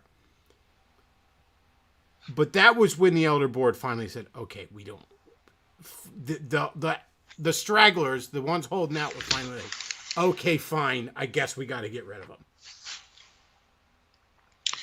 Well, and I mean, the fact that he, had the foresight to record it would seem to indicate to me that this is not the first time that remarks like that had been said. No, there's all sorts of accounts of the James McDonald you hear on the radio is not the James McDonald you hear in private. Because otherwise you wouldn't think to do that. Yeah, there's, by a lot of accounts, there's a wide gap between those two things. Look, obviously people are going to speak differently in a less formal setting. Fine, obviously. But by all accounts, there is a wide gap between what you heard on the Christian radio in the mornings, or whatever it would play on your radio station. A wide gap between that and what you hear if you're just sitting around. So yeah, there was a lot of rumblings. It's not like this recording came out of the blue and there was no problems beforehand and they just got rid of it. That's how he's portraying this now.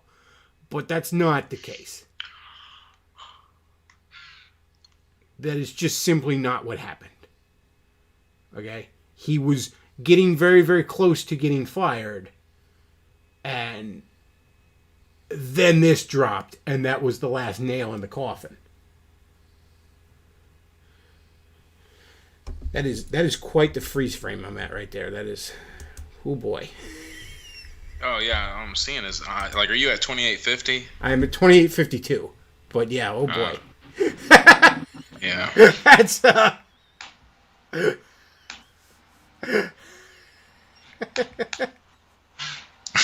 hope that's a thumbnail to this video. Alright, so I'm at 2852. Go ahead and go in 3, 2, 1. With an explanation. Mm-hmm. And I would say about that recording, which was illegal. So the U.S.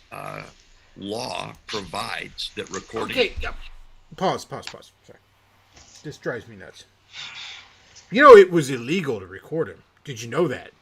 First of all, I don't know if it was or not. Whatever. But this is that thing that they always do to go after the whistleblowers. You know what I mean? Mm-hmm. Did you know that Edward Snowden broke the law when he leaked those classified things about how the government was breaking the law, Tom? Did you know that? I think Snowden I might have heard what it. An asshole. What a dick. Am I right? Did you know that they broke the law when they showed that James McDonald wanted to put child porn on someone's computer? Did you know that, Tom? Did you know it was against the law? You know what else is against the law, James? Possession of a certain material that you were discussing moving around to somewhere. While we're talking about the law. Oh, tax evasions are also against the law too, James. So let's open up those books a little bit more, shall we? Well, they broke the law. They broke the law. You know what it's like? It's like the guy whose girlfriend finds out he's cheating on her, and he's like, "Why are you going through my phone? That's an invasion of my privacy." Yeah, okay, maybe that's not the issue right now. Mm-hmm. Well, yeah, okay, it's against the law, so it wouldn't hold up in a court case, but in a legal court case, but you still said what you said. Yeah, but Tom, they broke the law when they did that. I don't know if you knew that, but he'll make sure you know that over and over and over again. Yeah, I guess I'd need to really make sure. I mean, I don't really know if they did break the law or not. I don't care if they did. I'll just flat out say that. If they did, good. Sometimes the law needs to be broken, all right? So as Constable Odo once said, law, 1 minute the Cardassians in charge, the next minute the Federation. Laws change. I care about justice.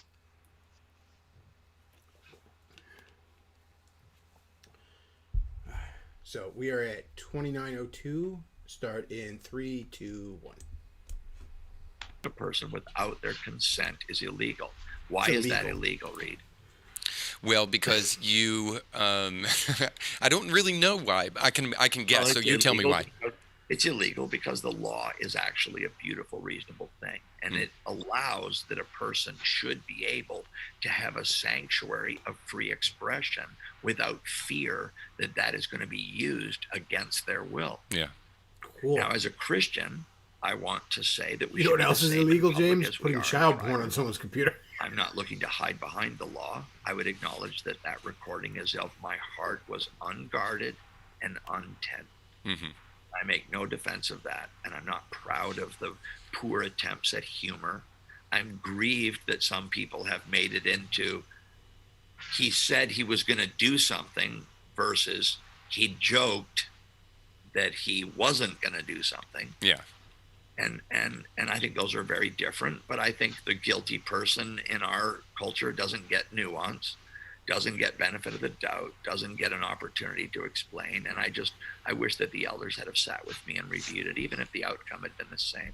Yeah. I think that it would have been more redemptive to talk to me and to give me an opportunity to explain just what was going on and where I was coming from. And again, I don't wish that I was still at Harvest. I just wish that it had gone down a different way.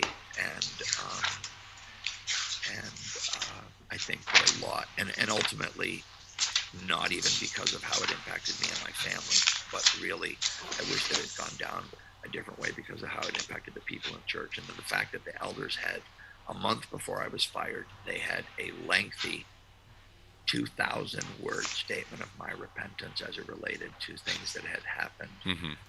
There. Okay, see, he's just contradicting himself there. All right. As a campaign. All right, stop. Pausing at 31:05. And I'll probably wrap this up here soon because we have gone on almost 3 hours, and I know Tom has those normal day hours, so he'll probably want to go to bed soon. But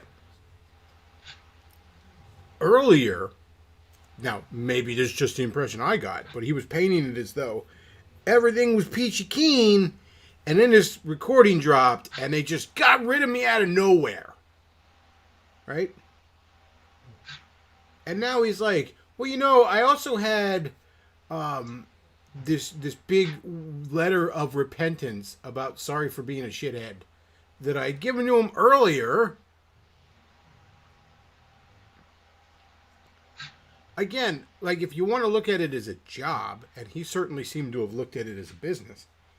Imagine if, look, I just made one little mistake and the boss fired me. And it's like, I said I was sorry for past mistakes in the write-up prior to that.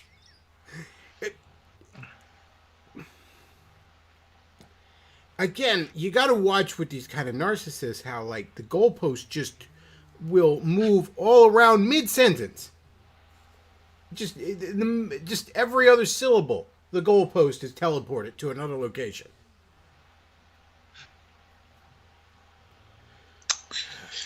Yeah, well, like a madman who throws flaming darts and deadly arrows, so is the person who deceives his neighbor and says, I was only joking. And again, I want to reiterate, look, do I say a whole bunch of fucked up things and make a whole bunch of jokes? Fine. Yes, I do. All right, maybe I shouldn't, but I do. But do I ever cultivate a church lady atmosphere where such things cause everyone to clutch their pearls? In some ways, James, let's say that let's say that this was the only issue, and it wasn't because you were a grifter and a thief and a bully for years and years and years. But let's say the only real issue here is you said some naughty things on tape, and that's why you got fired. Let's go into pretend James McDonald land for a moment and say that's why James got fired. And that's the only reason.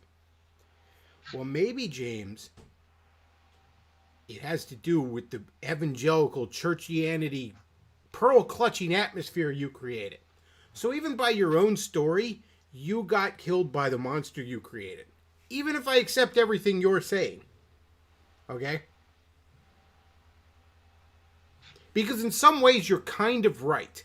It was finally you saying, pearl-clutching things that got everyone to finally open their eyes to you. You acting like a sociopath and a bully for decades on end didn't do it because they were actually kind of okay with that.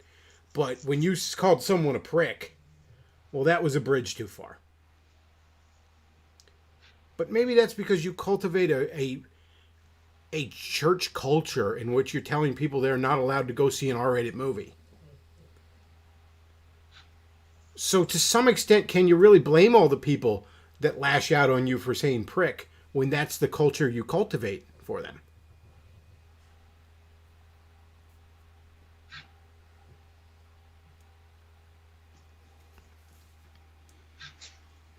But you know, it was illegal when they taped him. I don't know if you knew that, Tom. I don't know if you were aware of that. I have been informed. It was legal. I'll have you know. I'll have you know that it was illegal.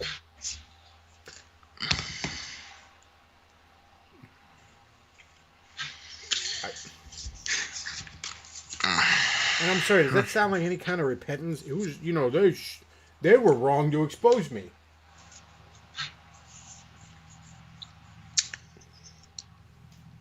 No, not particularly. Good God, I went on 3 hours and we're 31 minutes into this. Every 10 minutes is an hour to dissect. This is like when I was doing one of Irini's streams. Like every minute you have to stop and be like, okay, a lot to unpack here. The complex web of bullshit. It was a lot to untangle in every minute of him rambling on. I knew I wasn't going to get through all this. I'll try and listen to the rest of it later and maybe pick out some better spots to like harp in on later, but I knew I wasn't going to get through this. I knew it. I knew as soon as... Where did I see this? Oh, I actually looked up his Twitter the other day, and I was like, oh, what's going... Earlier today, or I think it was, and I was like, oh, what's James up to? And I saw he was on someone's show, and I'm like, oh, Lord. I should probably watch that, and I'm not going to enjoy it. Well, Tom, I want to thank you for being on the show. I know you're very busy. You are an actual pastor, so you actually have to do pastor stuff. Gonna pay off that $69 million of debt, I guess. Yep. No, well, thank you very much for having me on. If anything, I'd just say, I'm not. We're talking about this. It's not trying to come from a position like I'm better than him or you're better than him or anything like that. But it's just pointing out the stuff that is just when it doesn't make sense, when it's just the nonsense, just the BS. I mean, which it is, and it's just, the whole thing. That's the probably the worst of it. Is it's just at the end of the day, it's just really tragic. I mean, there's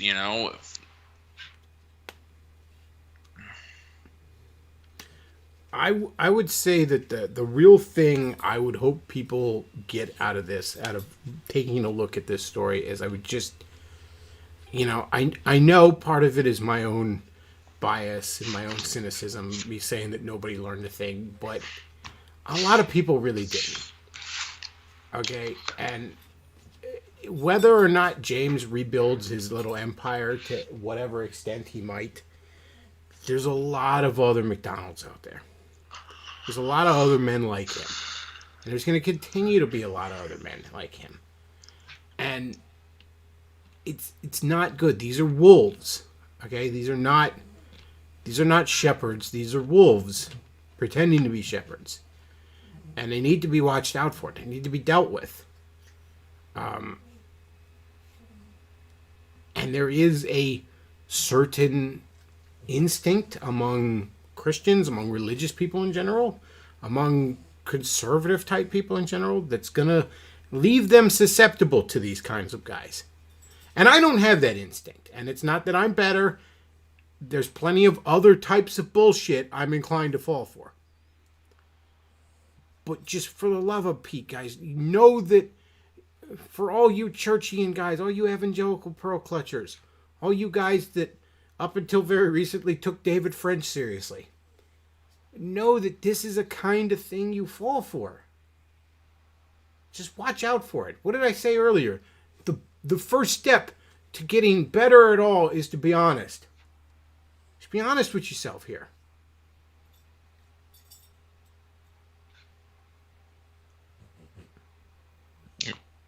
You know, take a look at why you ever listened to a guy who claimed that wolves were demons and all, and thought that yeah, this guy sounds cool.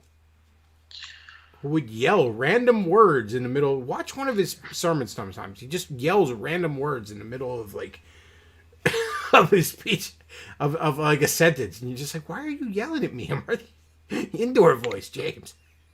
Well, and I mean, you know, if something doesn't make sense, there's a reason why it doesn't make sense, you know, and it's usually not the reason that the person is giving you, right? Like, I mean, and just, you know, that's one of the biggest lessons that you can learn. It's like when you're a kid, right? And, you know, if you were lying to your parents about something where it's like, oh, you know, you didn't want to do your homework, and it's like, well, they didn't give us the instructions for doing it. It's like, well, that doesn't make any sense, right? Well, yeah, the reason why it doesn't make any sense is because it's a lie. You know, that really is a lot of the attitude. If it doesn't make sense, you're hearing something from someone and it just doesn't seem to make any sense, a lot of the times it's because you're being lied to. Not always, but, you know, there's nothing wrong with sort of having that, like, well, okay, you know, do a little bit more investigating. Don't just take their word for it. Do a little bit more investigating. Why? This is not making any sense to me. This account that I'm being told. Okay, what? Why is the church now in $69 million? That just doesn't seem to make a lot of sense. How did we get that far? And why were we not told about that for a long time? Right. I mean that, you know, oh, we didn't want to burden it with you. Well, wait, what? Like that doesn't make a lot of sense. Oh, we need, you know, let's investigate that a little bit more. Oh, it's just so telling where he's like, well, you know, I think we should have told him because then we could have gotten more money out of them. Ah, man, James, that's maybe not why you should have told them. I mean, that might have been the outcome. Maybe they would have said, okay, guys, let's all dig deep and fix this problem. But that's maybe not the real reason you were supposed to tell them, James. You know, I mean, again, right? You know, well, wait, why is a pastor talking that way? That doesn't really make a lot of sense. Pastors, you know, they don't really need to be talking that way, right? It's not, you know, maybe I should look into this a little bit more. You know, why is he saying that? Again, that's another thing that a lot of times that's what these guys will do, you know, and of course it's what Davis did, right, is that they will speak in very ambiguous ways, hoping that you will fill in the gaps for them. They don't want you to be thinking critically about it. They're giving you the buzzwords, giving you the general outline of what you want, and letting you fill in the details. And to be amazed how many pastors actually do this when it comes to Christian teaching. How they don't actually, if you actually just listen to what they say critically, they're not actually saying much of anything. They don't actually teach anything because they want you to fill in the details. And a lot of people are willing to. Well, James McDonald taught that we shouldn't put the North American timber wolf on the endangered species list because they're demons. See, that's the problem, is that when they do get into the details, they usually get into that kind of nonsense. I can't get over that. I can't, like... So I remember, I wrote on that on my blog back when I had a blog, and I actually linked it to the recording back when that was still archived on the site, and I'm like, you know, you could sit here and talk about, like, you know, obviously you got to balance that against, you know, ranchers and their rights to defend their livestock and stuff like that, but, you know, most Christians should be able to agree that preventing a species from going extinct is kind of generally a good thing. We should probably try to do if we can. You know, conservation, you know, preserving God's creation kind of thing. Like, yeah. And it's a non-sapient animal. It's not capable of good or evil. It's just hungry. It's just... Nah, we need to get rid of it, man. Well, you see, the Bible said that Satan's like a wolf. So that means that Satan is a wolf. Well, see, we need to get rid of goats, What's a metaphor? Well, again, I don't know what he does with a lion. Because that's... both God and the devil were described as lions at some point. So I don't know what he does with that. They can stay. But I mean, right? Well, shouldn't we get rid of goats? I mean, because goats are always seen as like bad. Yeah, goats. Right? I mean, you got the sheep and the goats. Evil. So I mean, we need to get rid of. I mean, like Satan, literally, he's oftentimes depicted with a goat's head. It's probably goats are probably demons. Look at them walking up steep walls like that. That's obviously a demon. Right? I mean, unless this is Skyrim, they must be demons. So, yeah. Goats, snakes, obviously, right? Yeah, snakes, they're obviously just evil. I mean, you can throw lizards in there, too. I mean, they're close they're enough. just snakes with feet when you get right down to it. Right. I mean, not full of meat. That's literally what Satan had, right? I mean, he had feet, right? So, I mean, hey. Yeah, full of me. That's just a snake with feet. And they eels? Do the same tongue thing. Eels, you're just a water snake. You're not fooling me. You just... Oh, man. But yeah, like I said, guys, don't put your faith in man. You know, put your faith in God. In man, put at best a cautious optimism. You know, don't sit here with pastors who seems like a rich. No, don't do that. Don't do that. That's a bad idea. It's not good for the pastor either. Everybody blowing smoke up his ass is just going to make him fall harder. You know? Yep. Next thing you know, you're banging your side piece and making her pray to God to thank you for... God, that's so fucked up. I could not get over that with Zacharias. Wow. Yeah, made her pray to God to thank God for being his side piece. Oh, boy. There weren't no thunderclouds around, champ. Yeah, and you just know there were people who knew that was going on, and you know that there were other people who could have known that was going on if they only had just said, well, wait, some of this is not making any sense. Why not? Wait, why is he going to this hotel room? Why is all this money being spent here? You're spending a lot of money at this massage parlor. How sore are you, Ravi? Do you need physical therapy? So, and of course, again, just cutting out. We need just with the celebrity culture mentality too. It's just, these celebrity preachers. But listen, I got to go write my next best-selling book for Lifeway, The Pastor and the Pervert. So it'll be in the Christian women section, fiction of Lifeway. So I got to go work on that. All right, thanks for being on, Tom. I do appreciate it. Always a pleasure. Thank you. All right, folks, if you enjoy the content I put out, and, I did just sit here and listen to James McDonald for 3 hours for you. So, that's legitimately painful. If you do enjoy the content I put out, do consider supporting the show. Streamlabs.com/thebechtloff. You can send a donation when I'm not live, and I'll see it when I am live. PayPal.me/thebechtloff. And thebechtloff.store. You can find my Amazon wishlist there. You can buy your favorite Bulbasaur something for Christmas. That's about it for tonight.